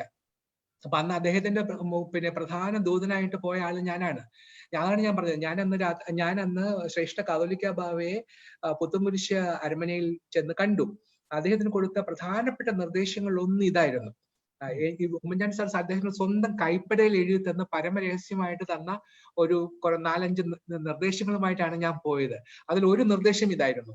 കാരണം ഇന്നത്തെ ഒരു 70% ആൻഡ് അബവ് ആൾക്കാർ പാത്രക്കീസ് കക്ഷിയിലുള്ളവരാണെങ്കിൽ ആ പള്ളി അവർക്ക് തന്നെ ഇരിക്കട്ടെ, ബാക്കിയുള്ളവർക്ക് ആനുപാതികമായിട്ട് വേറെ പള്ളി വെച്ച് കൊടുക്കാം, അതിന് കുറെ ധനസഹായം ചെയ്യുക, അങ്ങനെ നമുക്ക് ഇതങ്ങ് മാറ്റിയെടുക്കാം എന്നാണ് പറഞ്ഞത്. അത് വളരെ പ്രായോഗികമായ ഒരു നിർദ്ദേശമായിരുന്നു എന്നാണ് എനിക്ക് തോന്നിയത്. പക്ഷെ ആ നിർദ്ദേശം അന്ന് അങ്ങനെ പറഞ്ഞെങ്കിലും അന്ന് പിന്നെ ശ്രേഷ്ഠ ഭാവ കാതോലിക്ക പിന്നെ അത് സ്വീകരിച്ചില്ല. പിന്നീട് ഞാൻ അവിടെ നിന്നും പിന്നെ നേരെ പിന്നെ പിറ്റേ ദിവസം പത്തനാപുരത്ത് പോയി. അന്ന് ഞാൻ ഈ ശ്രേഷ്ഠ ഭാവയെ കാണുന്ന സമയത്ത് ജോസഫ് മാർ ഗ്രിഗോറിയോസ് തിരുമേനി അന്ന് അവിടെ സന്നിഹിതനായിരുന്നു. ഞാനിത് പറഞ്ഞത് കളവല്ല, കാരണം ഇതിന് സാക്ഷികളുണ്ട്. പിന്നീട് ഞാൻ അവിടെ നിന്ന് പിന്നെ പത്തനാപുരത്ത് പോയി. പത്തനാപുരത്ത് ചെന്ന് അന്ന് ദിദിമോസ് ബാവയായിരുന്നു ഞങ്ങളുടെ ബാബ തിരുമേനി. എനിക്ക് അദ്ദേഹമായിട്ട് വളരെ അടുത്ത ബന്ധമാണ് ഉള്ളത്. കാരണം അദ്ദേഹം എൻ്റെ അപ്പച്ചന്റെ ക്ലാസ്മേറ്റ് ആണ്. രണ്ടുപേരും തോമസ്മാരാണ്. രണ്ടുപേരും മാവേലിക്കര പുതങ്കാവ് പള്ളിയിലെ അംഗങ്ങളായിരുന്നു. പിന്നെ അതിന് എല്ലാത്തിലും ഉപരിയായിട്ട് ഞാൻ പാലക്കാട് ജില്ലയുടെ കളക്ടർ ആയപ്പോൾ ഞങ്ങളുടെ ഭദ്രാസന മെത്രാപ്പൊലീത്തയായിരുന്നു തോമസ് മാർ തിമോത്തിയോസ് തിരുമേനി. പിന്നീടാണ് അദ്ദേഹം വളരെ പരിശുദ്ധനായ ഒരു മനുഷ്യനാണ്. അപ്പൊ അദ്ദേഹത്തിന്റെ കൂടെ പോവുകയും പള്ളികളെല്ലാം മലബാറിലുള്ള പള്ളികളെല്ലായിടത്തും മിക്കവാറുള്ള എല്ലാ പള്ളികളിലും ഓല മേഞ്ഞ ചെറിയ ഷെഡുകൾ അവിടെയൊക്കെ ഞാൻ പോയിട്ടുണ്ട്. അപ്പൊ അവിടെയെല്ലാം പോയി കഴിഞ്ഞിട്ട് ഞാൻ ബാബാതിരുമേനിയായിട്ട് എനിക്ക് അത്രയ്ക്ക് നല്ല ബന്ധമാണ് ഉള്ളത്. അതുകൊണ്ട് ഞാൻ പത്തനാപുരത്ത് പോയിട്ട് അദ്ദേഹത്തെ പോയി കണ്ടു. ആ സമയത്ത് ഇന്ന് നമ്മുടെ കൊച്ചി ഭദ്രാസന മെത്രാപ്പൊലീത്തയായിരിക്കുന്ന ഐറേനിയസ് തിരുമേനി, യാക്കൂബ് മാർ ഐറേനിയസ് തിരുമേനിയും അവിടെ സന്നിഹിതനായിരുന്നു. വീണ്ടും സാക്ഷിയുണ്ട്. അന്നും ഞാൻ അദ്ദേഹത്തെ കണ്ട് ഈ കാര്യമെല്ലാം പറഞ്ഞു, തിരുമേനി നമുക്കിത് എങ്ങനെയെങ്കിലും ഒന്ന് തീർക്കണം, ഈ പ്രശ്നം തീർക്കണം എന്ന് പറഞ്ഞു. അപ്പോഴേ ബാബാ തിരുമേനി എന്നോട് പറഞ്ഞു, മോനെ ഇത് നമുക്കിപ്പോഴും സുപ്രീം കോടതിയിൽ ഒരു കേസ് കിടക്കുകയല്ലേ, അത് വരട്ടെ, അതിന്റെ തീരുമാനം അനുസരിച്ച് നമുക്ക് എന്തെങ്കിലുമൊക്കെ മാറ്റങ്ങൾ ഉണ്ടാക്കാം എന്ന് പറഞ്ഞ് എന്നെ സമാശ്വസിപ്പിച്ച് വിടുകയാണ് ചെയ്തത്. അപ്പൊ അന്നിത് സമ്മതിച്ചില്ല. ഇന്നത്തെ കാര്യം എങ്ങനെയാ? 2017 വിധിയിലെ സുപ്രീം കോടതി വിധി വളരെ ക്ലിയർ ആയിട്ട് പറഞ്ഞിട്ടുണ്ട്. ഈ പള്ളികളിലൊന്നും നമുക്ക് മെജോറിറ്റി അടിസ്ഥാനത്തിൽ നമുക്ക് കൊടുക്കാൻ പറ്റില്ല എന്ന് വളരെ അസന്നിഗ്ധമായിട്ടാണ് കോടതി പറഞ്ഞിരിക്കുന്നത്. അതുകൊണ്ടാണ് ഓർത്തഡോക്സ് സഭ ഈ പള്ളികളൊക്കെ പിന്നെ ഏറ്റെടുക്കാൻ വേണ്ടി നടക്കുന്നത്. ഞാൻ പിടിച്ചെടുക്കാന്ന വാക്ക് പിന്നെയും ഞാൻ ഉപയോഗിക്കുന്നില്ല. അപ്പൊ അതിനു വേണ്ടിയിട്ട് ചെയ്യുന്നതിന്റെ ഉദ്ദേശം അതാണ്. കാരണം ഈ പള്ളികളൊക്കെ ഞങ്ങൾക്ക് അവകാശപ്പെട്ടതാണ്, ഞങ്ങൾക്ക് വേണം എന്ന് പറഞ്ഞു പോകുന്നതിന്റെ ഉദ്ദേശം തന്നെ അതാണ്. പക്ഷെ അവർ മനസ്സിലാക്കുന്നില്ല. ഇങ്ങനെ ഇത് ചെയ്യുമ്പോഴ് ഇതിനകത്ത് ഉണ്ടാകുന്ന പ്രായോഗികമായ ചില പ്രശ്നങ്ങളെ കുറിച്ച് ഇവർ അത്ര കൺസേൺഡ് ആണെന്ന് എനിക്ക് തോന്നുന്നില്ല. കാരണം നമ്മളിപ്പോ പള്ളി ഏറ്റെടുത്തു കഴിഞ്ഞാൽ പോലീസ് പ്രൊട്ടക്ഷനിൽ കുർബാന ചൊല്ലി. എത്ര നാള് പോലീസ് പ്രൊട്ടക്ഷനിൽ കുർബാന ചൊല്ലും? നമ്മൾ അവിടെ 5-7 കുടുംബങ്ങൾക്ക് വേണ്ടിയിട്ട് പോലീസ് പ്രൊട്ടക്ഷനിൽ കുർബാന ചൊല്ലുക. അപ്പുറത്ത് 1000-1500 ആൾക്കാർ അപ്പുറത്ത് മഴയത്ത് പിന്നെ ഒരു ഷെഡിന് താഴ്ത്തു നിന്ന് കുർബാന ചൊല്ലുക. ഇത് ആരുടെ വിശുദ്ധ ബലിയാണ് ദൈവം സ്വീകരിക്കുന്നത്? ഇത് എങ്ങനെയാണ് നമുക്ക് ന്യായീകരിക്കാൻ പറ്റുന്നത്? ഇനിയിപ്പോ നാളെ ഇതെല്ലാം മാറി പിന്നെ ഒരു സംഘർഷാവസ്ഥ ഉണ്ടാകുമെന്ന് വിചാരിക്കുക. അങ്ങനെ ഉണ്ടാവാതിരിക്കട്ടെ. ഇപ്പൊ മണ്ണർക്കാടും കോതമംഗലത്തും അങ്ങനെയൊന്നും ഉണ്ടാകരുതേ എന്നാണ് എന്റെ പ്രാർത്ഥന. കാരണം ഒരുപാട് നിരപരാധികളുടെ രക്തം അവിടെ ഒഴുക്കേണ്ടി വരും. അങ്ങനെ ഒന്നും ഉണ്ടാവാതിരിക്കട്ടെ. പക്ഷെ അങ്ങനെ ഉണ്ടാകുകയാണെന്ന് വിചാരിക്കുക ഒരു നിമിഷത്തേക്ക്, ഹൈപ്പോത്തറ്റിക്കൽ സിറ്റുവേഷൻ ഉണ്ടാകുകയാണെങ്കിൽ എന്താ സംഭവിക്കുക? സുപ്രീം കോടതി വിധിയുണ്ട്, ഈ പള്ളി, കോതമംഗലം പള്ളി ഓർത്തഡോക്സ് സഭയ്ക്ക് അവകാശപ്പെട്ടതാണ്. അതുകൊണ്ട് അവിടുത്തെ ബഹുഭൂരിപക്ഷ ആൾക്കാരും അവിടുത്തെ നാട്ടുകാരും എല്ലാവരും ഈ പള്ളി വിട്ടുകൊടുക്കാൻ തയ്യാറല്ല. അവരെല്ലാവരും പറഞ്ഞു ഞങ്ങൾ സമ്മതിക്കില്ല എന്ന്. അവിടുത്തെ ലോക്കൽ സാധാരണക്കാരായ ആൾക്കാര്, പിന്നെ അവിടുത്തെ മുനിസിപ്പാലിറ്റിയുടെ ചെയർമാൻ, MLA തുടങ്ങിയ എല്ലാ രാഷ്ട്രീയക്കാരും എല്ലാം അവരെ അണിനിരത്തിയിട്ട് അവർ വലിയൊരു ഡിഫൻസ് ഉണ്ടാക്കുകയാണ്. പറ്റില്ല, ഞങ്ങൾ വിട്ടുതരില്ല എന്ന് പറയുന്നു. എന്ത് കോടതി വന്നാലും ഞങ്ങൾക്ക് പ്രശ്നമല്ല എന്ന് പറയുന്നു. അപ്പോഴെന്താ സംഭവിക്കുക? നമ്മൾ കോടതിയിൽ പരാതി കൊടുക്കും. ഇപ്പൊ സംഭവിച്ചത് അതാണല്ലോ. അപ്പൊ കോടതി പറയും ശരിയല്ല, നിയമപ്രകാരം സുപ്രീം കോടതിയുടെ ഉത്തരവാണെന്ന് നടപ്പിലാക്കിയേ മതിയാവുകയുള്ളൂ, ഇല്ലെങ്കിൽ ഞങ്ങൾ പട്ടാളത്തിനെ വിളിക്കും എന്നൊക്കെ പറയും. പട്ടാളത്തിനെ വിളിക്കുന്നതൊന്നും അത്ര എളുപ്പമുള്ള കാര്യമില്ല. കാരണം പട്ടാളത്തിനെ ഇവിടെ ഇറക്കണമെങ്കിൽ കേരള ഗവൺമെന്റ് അങ്ങോട്ട് ആവശ്യപ്പെടാതെ ഒന്നും പട്ടാളത്തിനെ ഇവിടെ ഇറക്കാൻ പറ്റില്ല. അതിന് മാത്രമുള്ള സീരിയസ് ഇഷ്യൂസ് ഇവിടെ ഉണ്ടായിട്ടില്ല. അപ്പൊ കേരള ഗവൺമെന്റ് അങ്ങനെ ആവശ്യപ്പെടുമോ? ഇവിടെ ഞങ്ങളുടെ ലോ ആൻഡ് ഓർഡർ പോലീസ് അത് പരാജയപ്പെട്ടു എന്നുള്ളതിന് അതിന് പരം വലിയ സർട്ടിഫിക്കറ്റിന്റെ ആവശ്യമില്ല. അപ്പൊ അതൊന്നും ഉണ്ടാവില്ല. പിന്നെ പോലീസിനെയൊക്കെ ഇറക്കി നമ്മൾ അവിടെ പള്ളി എടുത്തു. അപ്പൊ അത് കഴിഞ്ഞാൽ ഇത് എത്ര നാൾ ഇതിങ്ങനെ തുടരും? കുറച്ചു നാൾ കഴിഞ്ഞ് അവിടെ പ്രശ്നം ഉണ്ടായാൽ എന്താ സംഭവിക്കുക? ഉടനെ കളക്ടർ വരും, അല്ലെങ്കിൽ സബ് കളക്ടർ വരും. അവർ എക്സിക്യൂട്ടീവ് മജിസ്ട്രേറ്റ്സ് ആണ്. ലോ ആൻഡ് ഓർഡർ അവരുടെ കൺസേൺ ആണ്. അവിടെ പ്രശ്നം ഉണ്ടായെന്ന് കണ്ടാൽ അപ്പോൾ കളക്ടർ അവിടെ 144 ഡിക്ലെയർ ചെയ്യും, പള്ളി പൂട്ടും, താക്കോലെടുക്കും. എടുത്ത് വില്ലേജ് ഓഫീസറുടെ കയ്യിൽ സൂക്ഷിച്ചു വെക്കും. ഇതാണ് 1983 മൂവാറ്റുപുഴയിൽ നടന്നത്. അന്ന് ഞാനായിരുന്നു സബ് കളക്ടർ. അന്ന് എനിക്ക് ലോ ആൻഡ് ഓർഡർ എന്റെ കൺസേൺ ആണ്. ലോ ആൻഡ് ഓർഡർ ഞാൻ മെയിൻറ്റെയിൻ ചെയ്യാൻ ഞാനാണ് ബാധ്യസ്ഥൻ. അന്ന് ഞാനിതെല്ലാം ചെയ്തപ്പോഴ് അതെ, ഒരു കോടതിയും ഇടപെടാൻ പറ്റില്ല. സുപ്രീം കോടതിക്ക് പറയാൻ പറ്റില്ല ഞങ്ങളുടെ ഉത്തരവ് ഇതാണ്, അത് നടപ്പിലാക്കാത്ത എന്താ എന്ന് ചോദിക്കാൻ പറ്റില്ല. കാരണം ഇവിടെ നാളെ അവിടെ രക്തച്ചൊരിച്ചിലുണ്ടാവും, അവിടെ വെടിവയ്പ് ഉണ്ടാവും, ആളുകൾ മരിക്കും എന്ന ഉത്തമ ബോധ്യം കളക്ടർക്ക് ഉണ്ടാവുകയാണെങ്കിൽ collector will take immediate steps to diffuse the situation. അതിന് അദ്ദേഹത്തിന്റെ കയ്യിലുള്ള മാർഗങ്ങൾ, അതിനുള്ള നിയമങ്ങൾ അദ്ദേഹത്തിനുണ്ട്. അത് ചെയ്യുമ്പോൾ ഒരു കോടതിക്ക് ഇടപെടാൻ പറ്റില്ല. അപ്പൊ ഫലത്തിൽ എന്താ സംഭവിക്കുക? അവസാനം ഈ പള്ളികളെല്ലാം പൂട്ടി നമുക്ക് താക്കോൽ നമുക്ക് കിട്ടും. അപ്പൊ പാത്രിക്കസ് വിഭാഗത്തിന്റെ കുറെ പ്രധാനപ്പെട്ട പള്ളികൾ പൂട്ടിക്കിടക്കും. അതാണോ നമ്മൾ ആഗ്രഹിക്കുന്നത്? കോതമംഗലം പള്ളിയും മണ്ണർകാട് പള്ളിയും പിന്നെ കട്ടച്ചിറ പള്ളിയും അല്ലെങ്കിൽ എന്താണ് പിന്നെ മുളന്തുരുത്തി പള്ളികളും ഇതെല്ലാം പൂട്ടിക്കിടക്കട്ടെ, എന്നാലും പ്രശ്നമില്ല, അവന്മാരവിടെ കയറാതിരിക്കുമല്ലോ എന്ന് പറയുന്നതിനകത്തൊന്നും ക്രിസ്തീയതയില്ല. അതൊന്നും ശരിയായ നടപടികളില്ല. അങ്ങനൊന്നും ഉണ്ടാകാൻ പാടില്ല. അതാണ് നമ്മൾ പറയുന്നത്. പണ്ട് പുതുപ്പള്ളി പള്ളിയൊക്കെ അതുപോലെ പൂട്ടിക്കിടന്ന വർഷങ്ങളോളം അടഞ്ഞു കിടക്കുകയായിരുന്നു. അതുപോലെ ആയിപ്പോവും. ഈ 21-ന് നമ്മുടെ ബഹുമാനപ്പെട്ട കേരള മുഖ്യമന്ത്രിയുമായിട്ട് ഒരു ചർച്ചയ്ക്ക് വിളിച്ചിട്ടുണ്ടല്ലോ. അതെ അതെ. അപ്പൊ എന്തെങ്കിലും ഒരു ശുഭപ്രതീക്ഷ സാറിന് ഇങ്ങനെ തോന്നുന്നുണ്ടോ? ഒരു വെള്ളപ്പുക ഈ നമ്മുടെ മാർപ്പാപ്പായുടെ ഇതിലൂടെ കാണുന്നുണ്ടോ? എന്തെങ്കിലും? ഞാൻ സ്വതവേ ഒരു ശുഭപ്രതീക്ഷക്കാരനാണ്. ഞാനൊരു ഓപ്റ്റിമിസ്റ്റ് ആണ്. അതുകൊണ്ട് എനിക്ക് ഇപ്പോഴും പ്രതീക്ഷയാണുള്ളത്. ഇപ്പോഴും ഇതൊരിക്കലും കിട്ടിയ സൂചനകൾ അത്ര സന്തോഷകരമല്ല. കാരണം ഓർത്തഡോക്സ് സഭ പിന്നെ കഴിഞ്ഞ 2-3 ആഴ്ചകൾക്കുള്ളിൽ ഇപ്പൊ തിരുമേനിമാരുടെ ഒരു അവൈലബിൾ പോളിറ്റ് ബ്യൂറോ ഇപ്പൊ കൂടുകയുണ്ടായി. സിനഡ് എന്നവരെ വിളിച്ചില്ല, തിരുമേനിമാരുടെ ഒരു ചർച്ച ആണ് നടന്നത്. അപ്പോഴ് ആദ്യത്തെ ചർച്ചയ്ക്ക് മുഖ്യമന്ത്രിയുടെ അടുത്ത് ചർച്ചയ്ക്ക് പോകാൻ തീരുമാനിച്ചു. പക്ഷെ രണ്ടാമത്തെ പ്രാവശ്യം കൂടിയപ്പോ പറഞ്ഞു വേണ്ട, ചർച്ചയൊന്നും വേണ്ട, പിന്നെ പള്ളി കോടതി വിധി നടപ്പിലാക്കിയാൽ മാത്രം മതി എന്ന നിലപാടെടുത്തു. പക്ഷെ അതിനെക്കുറിച്ച് അഭിപ്രായ വ്യത്യാസങ്ങൾ ഉണ്ടായി. അവസാനം ഇപ്പൊ ചർച്ചയ്ക്ക് പോകാൻ തീരുമാനിച്ചു. പക്ഷെ ചർച്ചയ്ക്ക് പോകുമ്പോഴും ഓർത്തഡോക്സ് സഭ മിക്കവാറും പറയാൻ പോകുന്നത് ഞങ്ങൾക്ക് ഈ ചർച്ചയുടെ പേരും പറഞ്ഞ് ഞങ്ങൾക്ക് കിട്ടേണ്ട അവകാശം ഇല്ലാതാക്കാൻ പാടില്ല, ഞങ്ങളുടെ പള്ളികള് കിട്ടുന്നതിന് ഇത് തടസ്സമാകുന്നു എന്നൊരു കാര്യമായി കൺസേൺ ആയിരിക്കും അവർ പറയാൻ പോകുന്നത്. ഇനി മറ്റേ ഭാഗത്ത് അവിടെയും ഞാൻ കേട്ടത്, അവിടെ തിരുമേനി അവിടുത്തെ ബിഷപ്സിന്റെ ഒരു നല്ലൊരു പങ്കും ഒരു യോജിപ്പും വേണ്ട, ഈ പിന്നെ മുടക്കപ്പെട്ടവരുമായിട്ട് യാതൊരു ബന്ധവും വേണ്ട, നമുക്ക് സെപ്പറേറ്റ് ആയിട്ട് സിസ്റ്റർ ചർച്ചായിട്ട് നിന്നാൽ മതി എന്നുള്ള അഭിപ്രായമാണ് അവിടെയും പ്രകടിപ്പിക്കുന്നത്. ഈ 2 അഭിപ്രായങ്ങളും 2 സമാന്തര രേഖകൾ പോലെയാണ്. ഇതാണ് പറയുന്നതെങ്കിൽ സമാധാനമൊന്നും ഉണ്ടാകാൻ പോകുന്നില്ല. കാരണം നമ്മൾ ആദ്യമേ പറഞ്ഞില്ലേ, ആദ്യം നമ്മൾ ചർച്ചയൊന്നും വേണ്ട, ഞങ്ങൾ പള്ളി ഇങ്ങോട്ട് തന്നാൽ മാത്രം മതി എന്ന് പറയുന്ന ഓർത്തഡോക്സ് സഭയുടെ നിലപാടും, ഒരു കാരണവശാലും മുടക്കപ്പെട്ടവരുമായിട്ട് ചർച്ചയില്ല എന്ന് പറയുന്ന പാത്രിക്കസ് കക്ഷിയുടെ നിലപാടും, ഇത് രണ്ടും മാറ്റിയാലല്ലാതെ നമുക്ക് ഒരു മേശയ്ക്ക് ചുറ്റും ഇരുന്ന് സംസാരിക്കാൻ പറ്റില്ല. അതുകൊണ്ട് പിന്നെ എനിക്കിപ്പോഴും പ്രതീക്ഷയുണ്ട്. കാരണം മുഖ്യമന്ത്രിക്ക്, ബഹുമാനപ്പെട്ട കേരള മുഖ്യമന്ത്രിക്ക് ഇതിനെക്കുറിച്ച് സാമാന്യ നല്ല അറിവുണ്ട്. അദ്ദേഹത്തിന് എന്ത് ചെയ്യണമെന്നതിനെ കുറിച്ചും അദ്ദേഹത്തിന് ഏകദേശം നല്ല ധാരണയുണ്ട്. പിന്നെ അതുകൊണ്ട് അദ്ദേഹം വേണ്ട രീതിയിൽ ഇത് കൈകാര്യം ചെയ്തുകൊണ്ട്, അപ്പൊ അതിന് രണ്ടു കൂട്ടരും മനസ്സിലാക്കേണ്ടുന്നത്, പിന്നെ എത്ര വലിയ വിധി ലഭിച്ചാലും പിന്നെ ഈ ഗവൺമെന്റിനെ പിന്നെ ഇട്ട് വട്ട് കളിക്കാൻ പറ്റില്ല. ഞാൻ ഗവൺമെന്റിൽ 40 വർഷം ജോലി ചെയ്ത ആളാണ്. ഗവൺമെന്റ് അവർക്കറിയാം ഏതൊക്കെ മാർഗത്തിൽ കൂടി എന്തെല്ലാം മാർഗങ്ങളുണ്ട്. അതൊക്കെ ചെയ്യാനുള്ള സംവിധാനങ്ങൾ ഗവൺമെന്റിനുണ്ട്. You can't play with the government. ഇപ്പൊ അത് മനസ്സിലാക്കിക്കൊള്ളണം. അങ്ങനെ ഒന്നും ഇട്ടിട്ട് നമ്മൾ ഇതെല്ലാം ഇതിന്റെയൊക്കെ ബലത്തില് നമുക്ക് ഇവിടെ കോടതി വിധി കൊണ്ട് ഇതുകൊണ്ട് നമുക്ക് ഇവിടെ എല്ലാം ശരിയാവും, ഇല്ല. It's not possible. There are so many ways by which they can overcome all this. അതിനുള്ള പിന്നെ പല മാർഗങ്ങളുണ്ട്. അതൊന്നും ഇപ്പൊ നമുക്ക് വെളിപ്പെടുത്താൻ പറ്റില്ല. നാളെ ഞാനാണ് ഗവൺമെന്റിന്റെ ചില ഉത്തരവാദിത്തപ്പെട്ട പൊസിഷനിൽ ഇരുന്നാലും ഞാനും ചിലപ്പോൾ ഇങ്ങനെയൊക്കെയാണ് ചെയ്യുക. എന്നെ സംബന്ധിച്ച് എന്റെ കൺസേൺ എന്ന് പറയുന്നത് ലോ ആൻഡ് ഓർഡർ മെയിൻ്റനൻസ് ആണ്.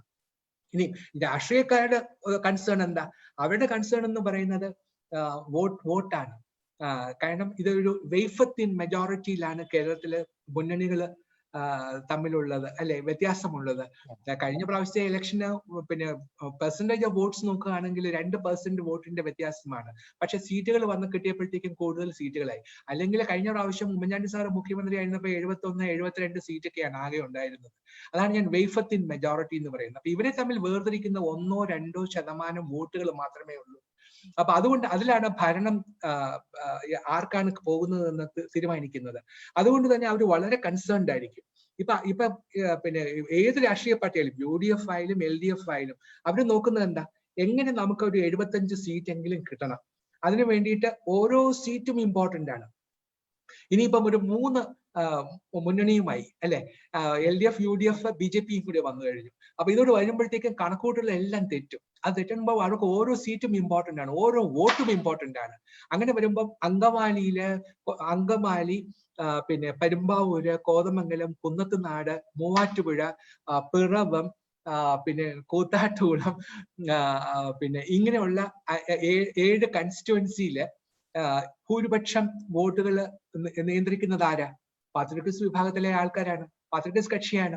അപ്പൊ അവർക്ക് അവിടെ വലിയൊരു സേ ഉണ്ട്. അപ്പൊ 7 സീറ്റ് എന്നൊക്കെ പറഞ്ഞാല് അത് ആർക്കും ഇഗ്നോർ ചെയ്യാൻ പറ്റുന്ന, ഒരു LDF-നോ UDF ഇഗ്നോർ ചെയ്യാൻ പറ്റത്തില്ല. അപ്പൊ അവരത് നോക്കിയിട്ടേ ചെയ്യുള്ളൂ. അതുകൊണ്ടാണല്ലോ അവരിങ്ങനെ പിന്നെ ഇങ്ങനെ കളിച്ചോണ്ടിരിക്കുന്നത് അല്ലെ. ഓർത്തഡോക്സുകാർ വരുമ്പോൾ പറയും നിങ്ങൾ കോടതി വിധി നിങ്ങൾക്ക് അനുകൂലമാണ്, ഞങ്ങൾ വേണ്ടത് ചെയ്തോളാം എന്ന് പറയും. മറ്റൊരു വരുമ്പോൾ പറയും അയ്യോ ഞങ്ങൾ നിങ്ങൾക്ക് വേണ്ടത് ചെയ്യാന്ന് പറയും. ഇതല്ലാതെ നമ്മൾ മറ്റൊന്നും നമ്മൾ പ്രതീക്ഷിക്കണ്ട. ഇനി നാളെ BJP അധികാരത്തിൽ വന്നാലും ഇതൊക്കെ തന്നെയേ ചെയ്യുള്ളൂ. കാരണം പൊളിറ്റീഷ്യൻസിനുണ്ടല്ലോ, in politics there are no permanent enemies or permanent friends, there are only permanent interests. ആ ഇൻട്രസ്റ്റുകൾ ഇതാണ്. ഈ ഇൻട്രസ്റ്റുകൾ ഉള്ളിടത്തോളം കാലം ഇപ്പൊ പിന്നെ നേരത്തെ UDF ഉണ്ടായിരുന്നപ്പോഴേ ഓർത്തഡോക്സ് സഭയ്ക്ക് വേണ്ട സഹായങ്ങൾ ചെയ്തു കൊടുത്തില്ല എന്ന് പറഞ്ഞ് ഒരുപാട് ഓർത്തഡോക്സ് UDF-നെ വിമർശിച്ചു. പ്രത്യേകിച്ച് ഉമ്മൻചാണ്ടി സാറിനെയും വിമർശിച്ചു. അദ്ദേഹത്തിന്റെ കൂടെ ചീഫ് സെക്രട്ടറി ഇരുന്നത് കൊണ്ട് എന്നെയും വിമർശിച്ചു. ഇവനൊക്കെ പിന്നെ ഉന്നത സ്ഥാനത്ത് ഇരുന്നിട്ട് സഭയ്ക്ക് എന്നാ ചെയ്തു തന്നത് എന്നൊക്കെ ചോദിച്ചു. അതെ, അപ്പൊ അത് ഇങ്ങനെ ചെയ്യാൻ പറ്റുള്ളൂ. കാരണം ഞാൻ നാളെ ഇത് വീണ്ടും ഇതിനകത്ത് അധികാര സ്ഥാനത്തിൽ എവിടെയെങ്കിലും എത്തുകയാണെങ്കിൽ പോലും സാധ്യത വളരെ കുറവാണ്. എന്നാലും എത്തുകയാണെങ്കിലും ഇങ്ങനെയൊക്കെ ചിന്തിക്കാൻ പറ്റുള്ളൂ. കാരണം ഒരു ഉദ്യോഗസ്ഥനും ഞാൻ ഇന്ന സഭയുടെ അംഗമാണ്, അതുകൊണ്ട് ആ സഭയ്ക്ക് വേണ്ടിയിട്ട് ചില കാര്യങ്ങൾ ചെയ്തു കൊടുക്കണം എന്ന് വെച്ച് ചെയ്യാൻ പറ്റില്ല.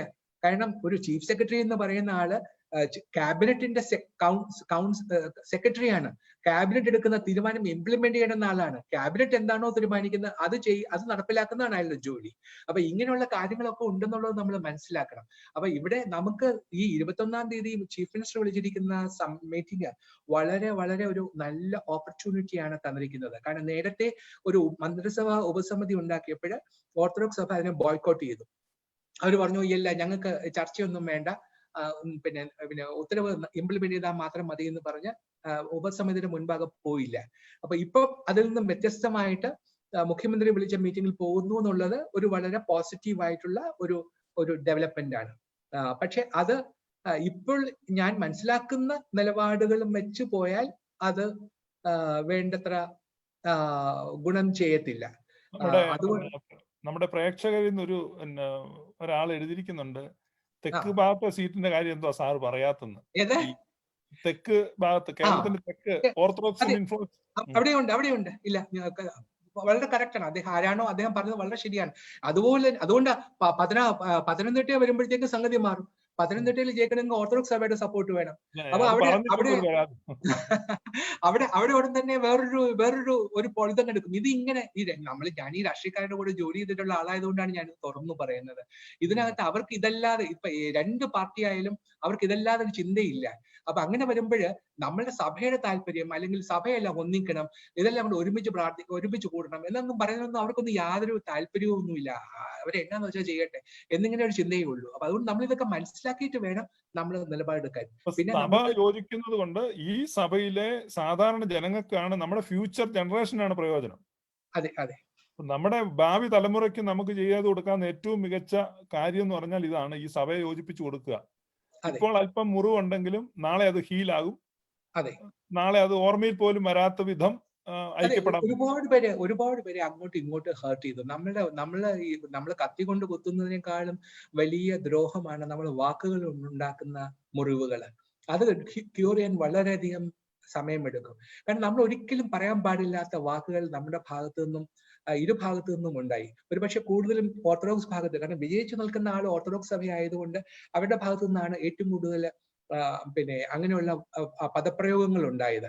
നമ്മൾ ഒരു നിമിഷം നമ്മൾ ജയിച്ചു നിൽക്കുന്ന ആളാണ് അല്ലെ, നമ്മൾ ജയിച്ചു നിൽക്കുന്ന ആളാണ് മഹാമനസ്കത കാണിക്കേണ്ടത്.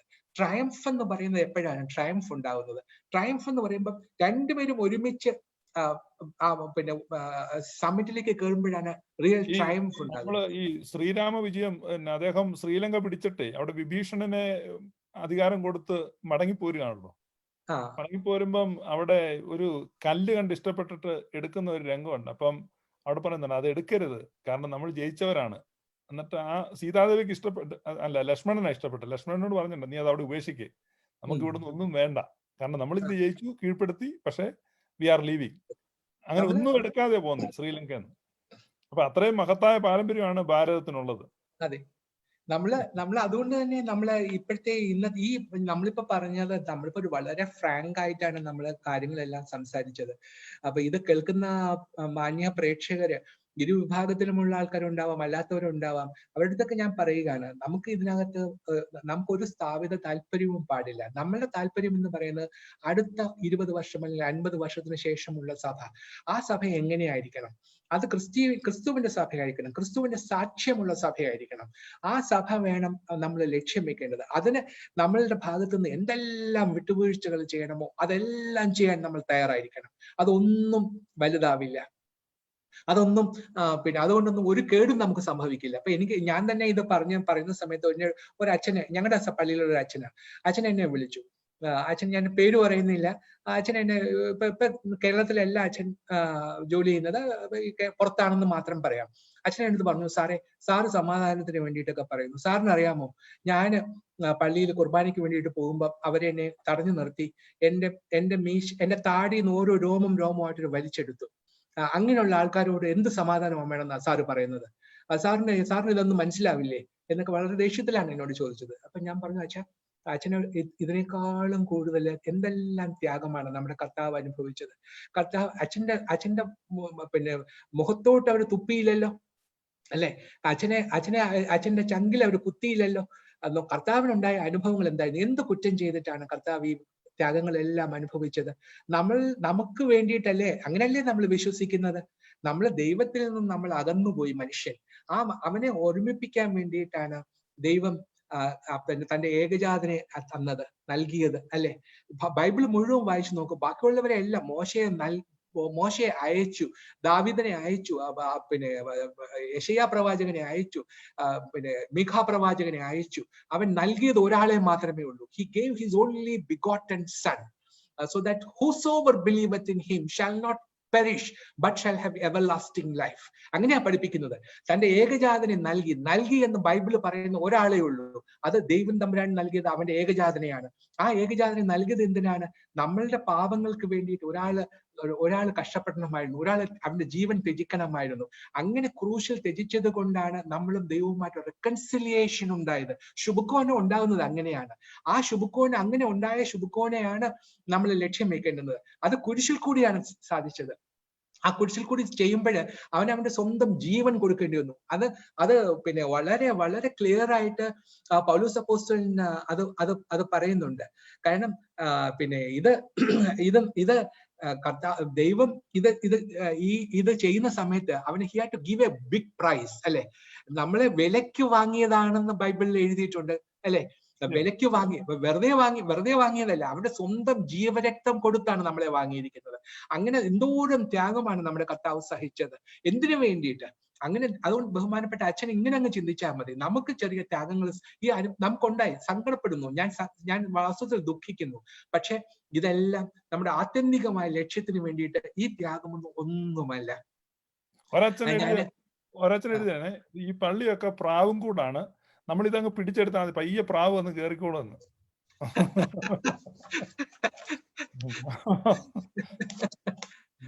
അങ്ങനെ വിചാരിക്കുന്ന കുറെ പേരുണ്ട്. കാരണം ഇതെല്ലാം പിടിച്ചെടുത്താൽ പിന്നീട് അവരെല്ലാം ഇനി വന്നുകൊള്ളും. നമ്മളൊരു ഒരു ചോദ്യം കൂടെ, ഈ ഉവ്വ. സാർ ഏതെങ്കിലും സർവീസ് സ്റ്റോറി വല്ലതും എഴുതിയിട്ടുണ്ടോ? കാരണം ഇത്രയും ലോങ് സർവീസ് ഒക്കെ ഉള്ള ഒരാളാകുമ്പോൾ എന്തെങ്കിലും പുസ്തകങ്ങൾ എഴുതിയിട്ടുണ്ടോ അങ്ങനെ? ഞാൻ എന്റെ ഒരു ആദ്യത്തെ പുസ്തകം ഒരു സറ്റയർ ആയിരുന്നു. അത് ഈ പിന്നെ ഞങ്ങളെ സർക്കാർ ഉദ്യോഗസ്ഥന്മാരെയും മന്ത്രിമാരെയായിട്ട് വട്ട് കളിപ്പിക്കുന്നതിനെ കുറിച്ചുള്ള ഒരു പുസ്തകം. ഏതോ ഒരു അവാർഡ് കിട്ടിയെന്ന് ഞാൻ വായിച്ചിട്ടുണ്ട്. എന്തോ ഒരു അവാർഡ് കിട്ടി. അതെ, അത് ആ പുസ്തകത്തിന് നത്തിങ് ഒഫീഷ്യൽ എന്നായിരുന്നു ആ പുസ്തകത്തിന്റെ പേര്. ടൈറ്റിൽ ഇംഗ്ലീഷിലാണെങ്കിലും പുസ്തകം മലയാളത്തിലാണ്. അതിന് 2003 കേരള സാഹിത്യ അക്കാദമി അവാർഡ് കിട്ടി. ഇപ്പൊ ഞാൻ വേറൊരു പുസ്തകം ഇപ്പൊ അടുത്ത മാസം പ്രസിദ്ധീകരിക്കുന്നുണ്ട്. ആ പുസ്തകം ഒരു പാർട്ട്ലി തിയോളജിക്കൽ ആണ്, പാർട്ട്ലി ഓട്ടോബയോഗ്രഫിക്കൽ ആണ്. ആ പുസ്തകത്തിന്റെ പേര് സിംഗിങ് ആഫ്റ്റർ ദ സ്റ്റോം. ഇംഗ്ലീഷിലാണ് ആ പുസ്തകം. പക്ഷെ അതിന്റെ മലയാള പരിഭാഷയും താമസം വിനാ വരും. കൊടുങ്കാറ്റിന് ശേഷം പാടുക എന്നാണ് പുസ്തകത്തിന്റെ title. Singing after the Storm. അത് എനിക്കുണ്ടായ ഒരു പേഴ്സണൽ DC ബുക്സ് ആണ് പബ്ലിഷ് ചെയ്യുന്നത്. അത് എന്റെ ഒരു പേഴ്സണൽ അനുഭവം ഉണ്ടായി. എനിക്ക് 2018 ഒന്നിന് പിന്നാലെ 2 അറ്റാക്ക് വന്നു. ആദ്യത്തെ അറ്റാക്ക് ഒരു മൈനർ അറ്റാക്ക് ആയിരുന്നു. വലിയ പ്രശ്നമൊന്നും ഉണ്ടായില്ല. ഡ്രൈവ് ചെയ്തുകൊണ്ടിരുന്നപ്പോ പെട്ടെന്ന് ഒരു ഇടത്തെ കൈ കൊണ്ട് തളർന്നു, എന്തോ പ്രശ്നമുണ്ട്. ഉടനെ എന്റെ ഭാര്യ കൂടി ഉണ്ടായിരുന്നപ്പോ ഉടനെ ആൾക്ക് മനസ്സിലായി. ഉടനെ ഇമ്മീഡിയറ്റ്ലി ഞങ്ങള് തൊട്ടടുത്ത സാന്ത്വന എന്നൊരു ആശുപത്രി ഉണ്ട്, ഡോക്ടർ ജോൺ പണിക്കർ എന്ന് പറഞ്ഞ നമ്മുടെ പള്ളിയിലെ വളരെ പ്രമുഖനായ ഒരു ഡോക്ടറാണ്. അപ്പൊ അദ്ദേഹത്തെ കണ്ടു. അദ്ദേഹം കണ്ട ഉടനെ ഉടനെ തന്നെ ECG ഒക്കെ എടുത്ത് ഹോസ്പിറ്റലിൽ കൊണ്ടുപോയി. Within half an hour 2 സ്റ്റെന്റിലായിട്ടു. അത് കഴിഞ്ഞ് എറണാകുളത്തെ ഒരു മനോരമയുടെ ഒരു സെമിനാറിൽ പങ്കെടുക്കാൻ വേണ്ടി പോയപ്പോഴും ഒരു ദിവസം രാത്രിയിൽ പെട്ടെന്ന് വീണ്ടും ഒരു അറ്റാക്ക് വന്നു. ആ അറ്റാക്ക് വളരെ സീരിയസ് അറ്റാക്ക് ആയിരുന്നു. വളരെ അന്ന് ഭാഗ്യത്തിന് അന്ന് ജീവിതത്തിൽ ആദ്യമായിട്ട് എന്റെ ഒരു കൂട്ടുകാരൻ ഒരു മുറി കിട്ടാത്തത് കൊണ്ട് എന്റെ മുറിയിൽ എന്റെ കൂടെ താമസിക്കുന്നുണ്ടായിരുന്നു.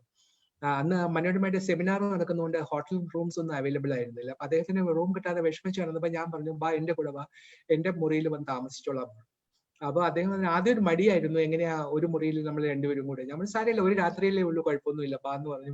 എന്റെ നിർബന്ധത്തിന് കൊണ്ട് മുറി ഞങ്ങൾ ഷെയർ ചെയ്തു. അന്ന് രാത്രിയിലാണ് അറ്റാക്ക് വന്നത്. അന്ന് അറ്റാക്ക് വന്ന് അദ്ദേഹം നല്ല ഉറക്കത്തിലായിരുന്നു.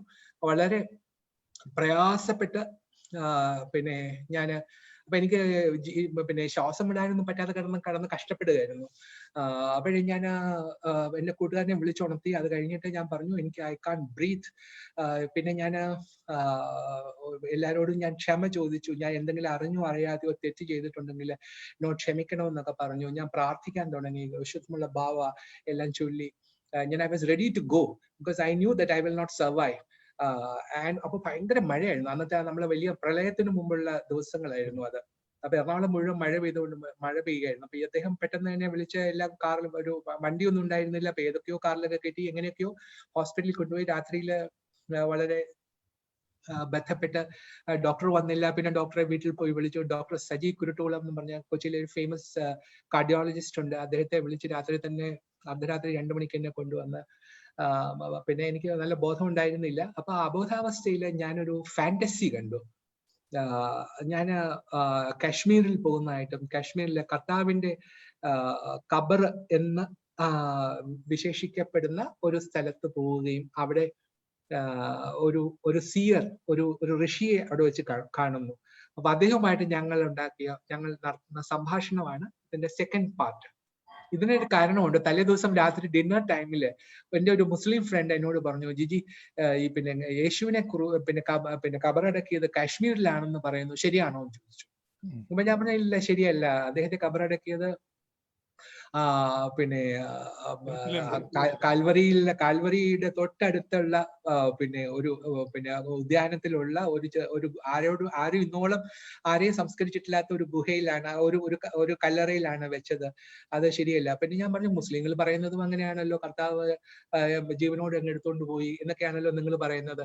പിന്നെ എങ്ങനെയാ അത് ശരിയാവുന്നതെന്ന് പറഞ്ഞു. അപ്പൊ പിന്നെ ഇങ്ങനെ കാശ്മീരിലാണെന്നും പറഞ്ഞിട്ട് ചെറിയൊരു തർക്കം ഉണ്ടായി. അപ്പൊ ഞാൻ കാശ്മീരിൽ 3 പ്രാവശ്യം പോയിട്ടുണ്ട്. അപ്പൊ എന്നോട് ചോദിച്ചു, ഈ ഖബറിൽ പോയിട്ടുണ്ടോ? ഞാൻ പറഞ്ഞു ഇല്ല, പോയിട്ടില്ല, ഇനി അടുത്ത പ്രാവശ്യം പോകുമ്പോ പോകാം. അപ്പൊ അത് ഉപബോധം മനസ്സിൽ കിടന്നിട്ടുണ്ടാവണം. അത് കാരണമായിരിക്കും എനിക്ക് അബോധാവസ്ഥയിൽ ഞാൻ ഇത് കിട്ടിയതാണ് ഈ ദർശനം. അതെ. അപ്പൊ അങ്ങനെയാവുന്ന ഞങ്ങളിപ്പോ അന്ന് ചർച്ച ചെയ്യുന്ന വിഷയങ്ങളെല്ലാം പിന്നെ നമ്മൾ നേരത്തെ യുവജനങ്ങളുടെ കാര്യം പറഞ്ഞില്ലേ, ഞാൻ അതിനകത്ത് വളരെ കൺസേൺഡ് ആയിട്ടുള്ള ഒരാളാണ്. കാരണം ഒരു ക്രിസ്ത്യൻ ബാക്ക്ഗ്രൗണ്ടിൽ ജനിച്ചിട്ടും ഈ ക്രിസ്തീയ വിശ്വാസം എന്താണെന്ന് മനസ്സിലാക്കാത്ത, അതിനെക്കുറിച്ചൊന്നും വലിയ വലിയ വിവരങ്ങളൊന്നും ഇല്ലാത്ത വളരെ ഉപരിപ്ലവമായിട്ട് മാത്രം ചിന്തിക്കുന്ന കുട്ടികൾക്ക് വേണ്ടിയിട്ട് എഴുതിയ പുസ്തകമാണ് അത് basically it is മെന്റ് four young people. The questions which they ask, നമ്മൾ നേരത്തെ പറഞ്ഞില്ലേ, if God is omnipresent, omnipotent and omniscient, why should you go to the church? I have been praying so frequently, so incessantly, but no, I'm not getting any answer. How long should I forgive? I have forgiven once, twice, and still things are not improving. ഇങ്ങനെയുള്ള സംശയങ്ങൾ ചോദിക്കുന്ന കുട്ടികൾക്ക് ഉള്ള സംശയം. അപ്പൊ 10-25 ഇതേപോലെയുള്ള basic ആയിട്ടുള്ള ചോദ്യങ്ങൾക്കുള്ള മറുപടികളും അതിന്റെ കാര്യകാരണ സഹിതം ഈ ഋഷിയുമായുള്ള ഒരു dialog between me and Guruji. ഞാൻ ഗുരുജി എന്നാണ് അദ്ദേഹത്തെ വിളിക്കുന്നത്. അപ്പൊ അദ്ദേഹമായിട്ടുള്ള സംഭാഷണമാണ് ഈ സെക്കൻഡ് പാർട്ട്. അത് കഴിഞ്ഞ് പിന്നെ I regain my consciousness and then I come back to my life. And then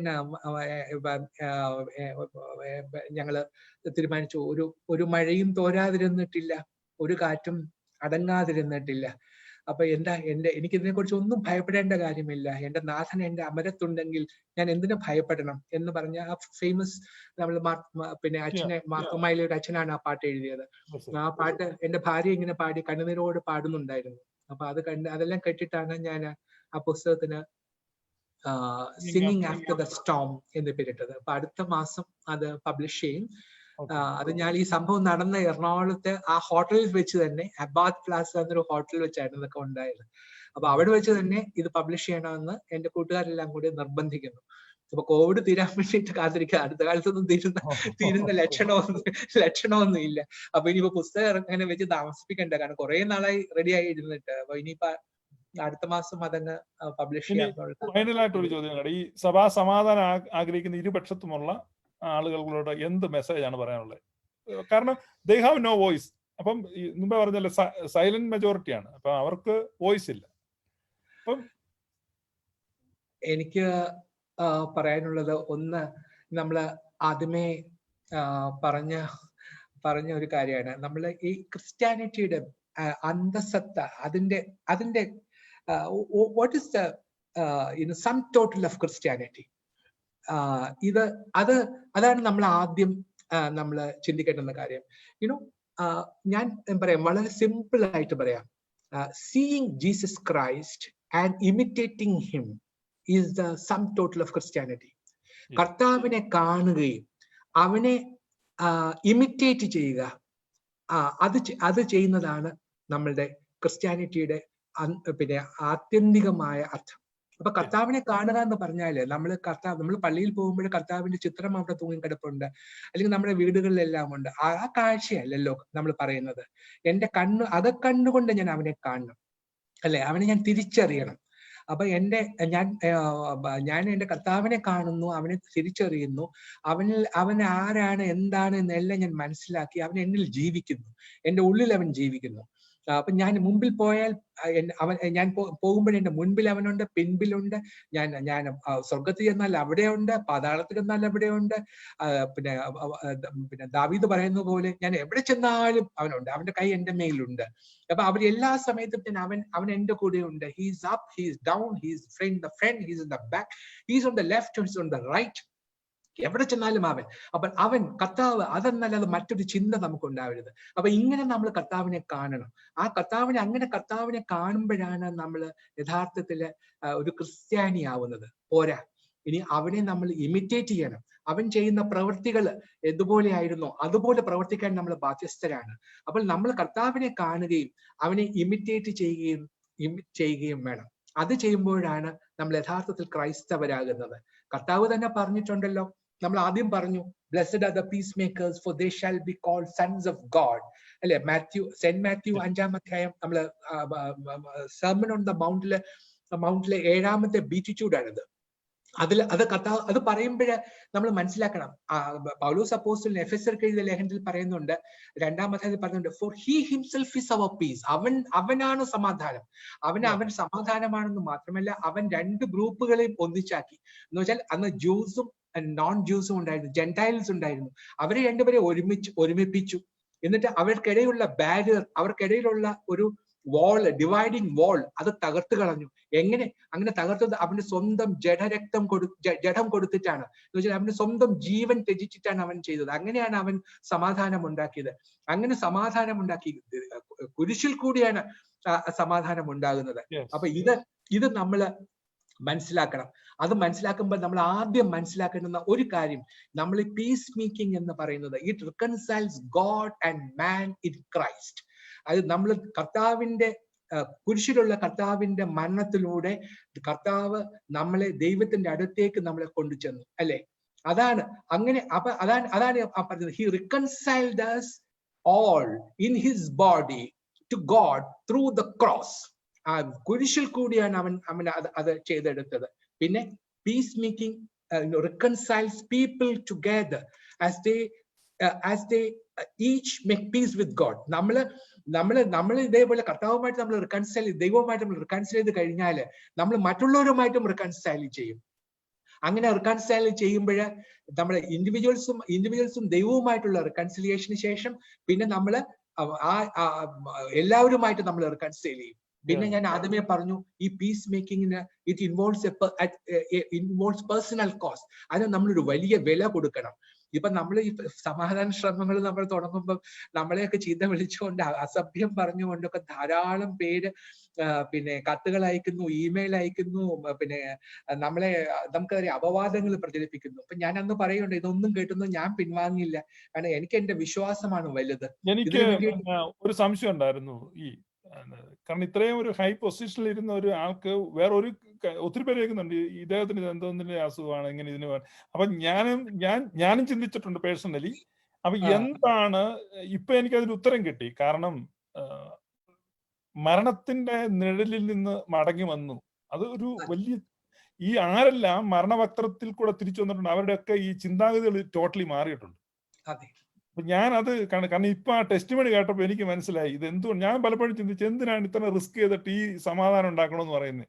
കാരണം അത് ഓൺലി പിന്നെ people who lives under the light of eternity, only those people can think like that. അപ്പൊ അതെനിക്ക് thank you for sharing that testimony. അതാണ് brother, അതാണ്. കാരണം ഞാൻ ഒരിക്കലും ഞാൻ തിരിച്ചു വരില്ല എന്ന് ഞാൻ വിശ്വസിച്ചിരുന്നു. എന്റെ കൂട്ടുകാരെ എന്റെ ഡെഡ് ബോഡി കൊണ്ടുപോകാനുള്ള ആംബുലൻസ് വരെ തയ്യാറാക്കി, എന്റെ ബ്രദറിനെ വിളിച്ചിട്ട് നാളെ തിരുവനന്തപുരത്ത് ചെയ്യേണ്ട കാര്യങ്ങൾ, പള്ളിയിൽ പറയേണ്ടത് എല്ലാ അറേഞ്ച്മെന്റ്സും ചെയ്ത് കഴിഞ്ഞിട്ടാണ് ഞാൻ തിരിച്ചു വരുന്നത്. അപ്പൊ എനിക്കറിയാം ഇത് ദൈവം എന്നെ ഏൽപ്പിച്ച ജോലി ഞാൻ പൂർത്തിയാക്കിയിട്ടില്ല എന്ന് എനിക്ക് നല്ലവണ്ണം അറിയാം. അല്ലെങ്കിൽ എനിക്ക് ഇങ്ങനെ ഒരു ചാൻസ് തരില്ലായിരുന്നു. എന്തോ ഒരു ഉദ്ദേശം കർത്താവിനുണ്ട്, അല്ലെ? നമ്മളെല്ലാം വി ആർ ഓൾ നമ്മളെല്ലാം മറ്റേ ഈ കൊച്ചിയിലൊക്കെ നമ്മളിൽ മെട്രോ വർക്ക് നടക്കുമ്പോഴേ അവിടെയൊക്കെ എഴുതി വെച്ചിരിക്കുന്നത് കണ്ടിട്ടില്ലേ?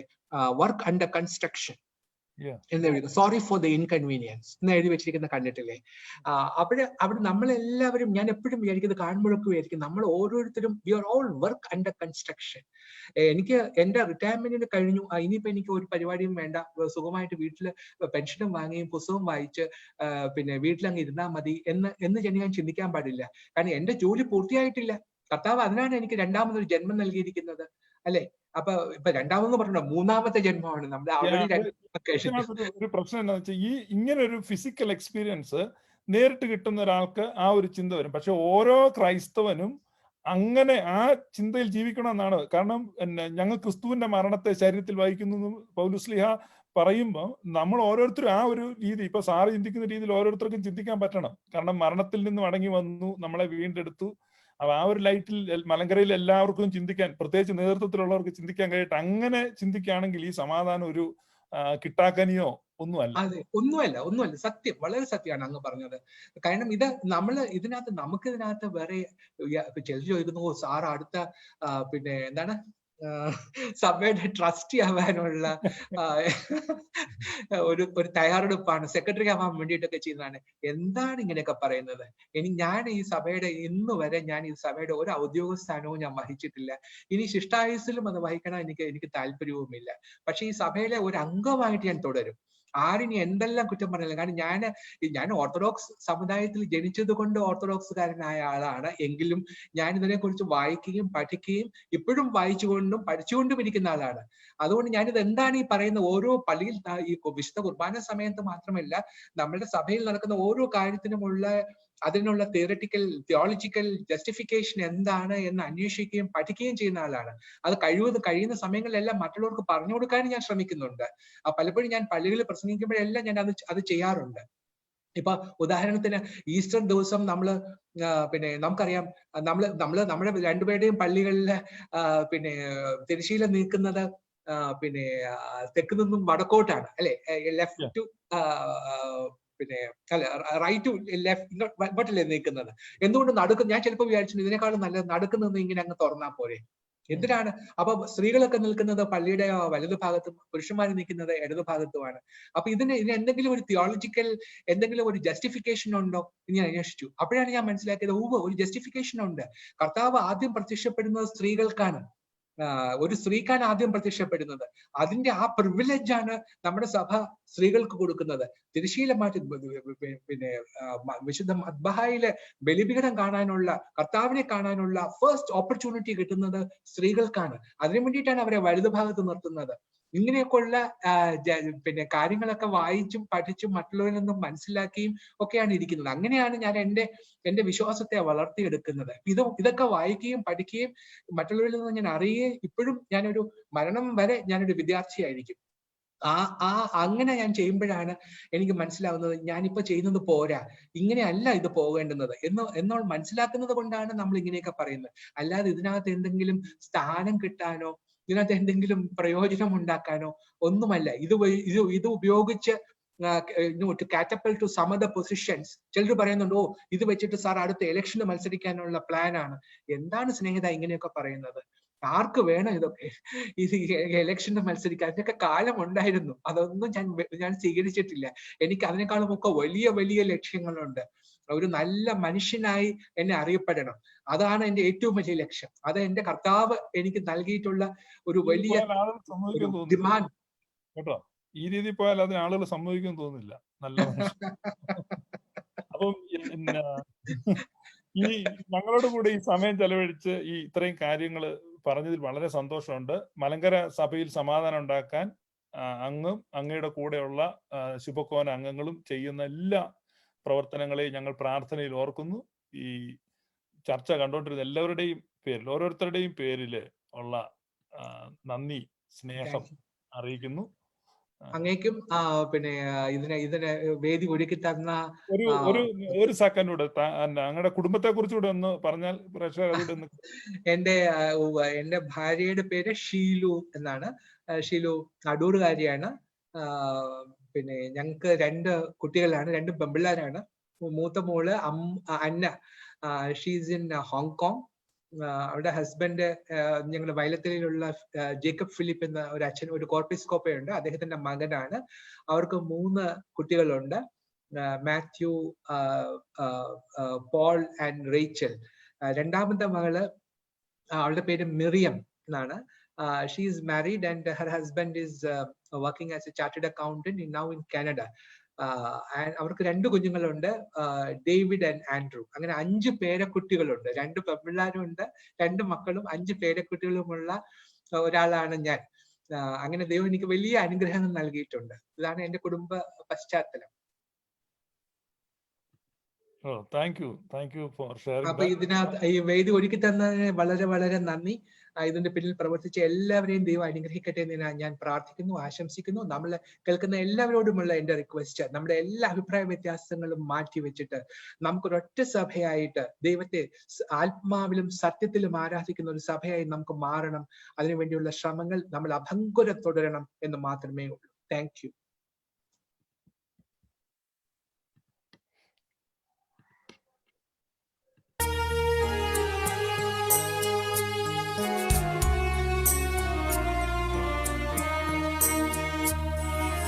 താതൻ ശ്ലോമോഗ മൂലം മേലിന ധന്യ മറിയാമിനു നൽകപ്പെട്ടു തീപ്പൂണ്ടോൻ വായിൽ തിങ്ങും ചൊന്നാൻ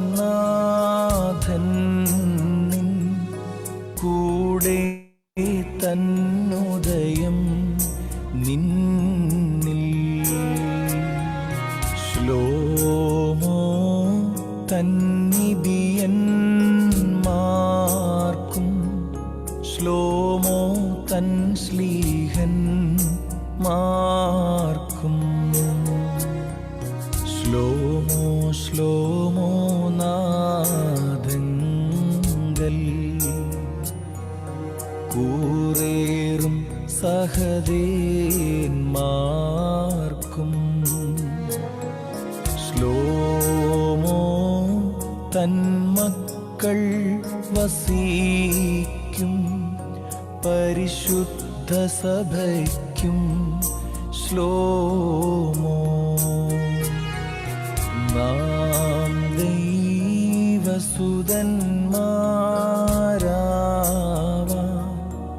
ആയുഷ്കാലത്തിൽ ചൊല്ലി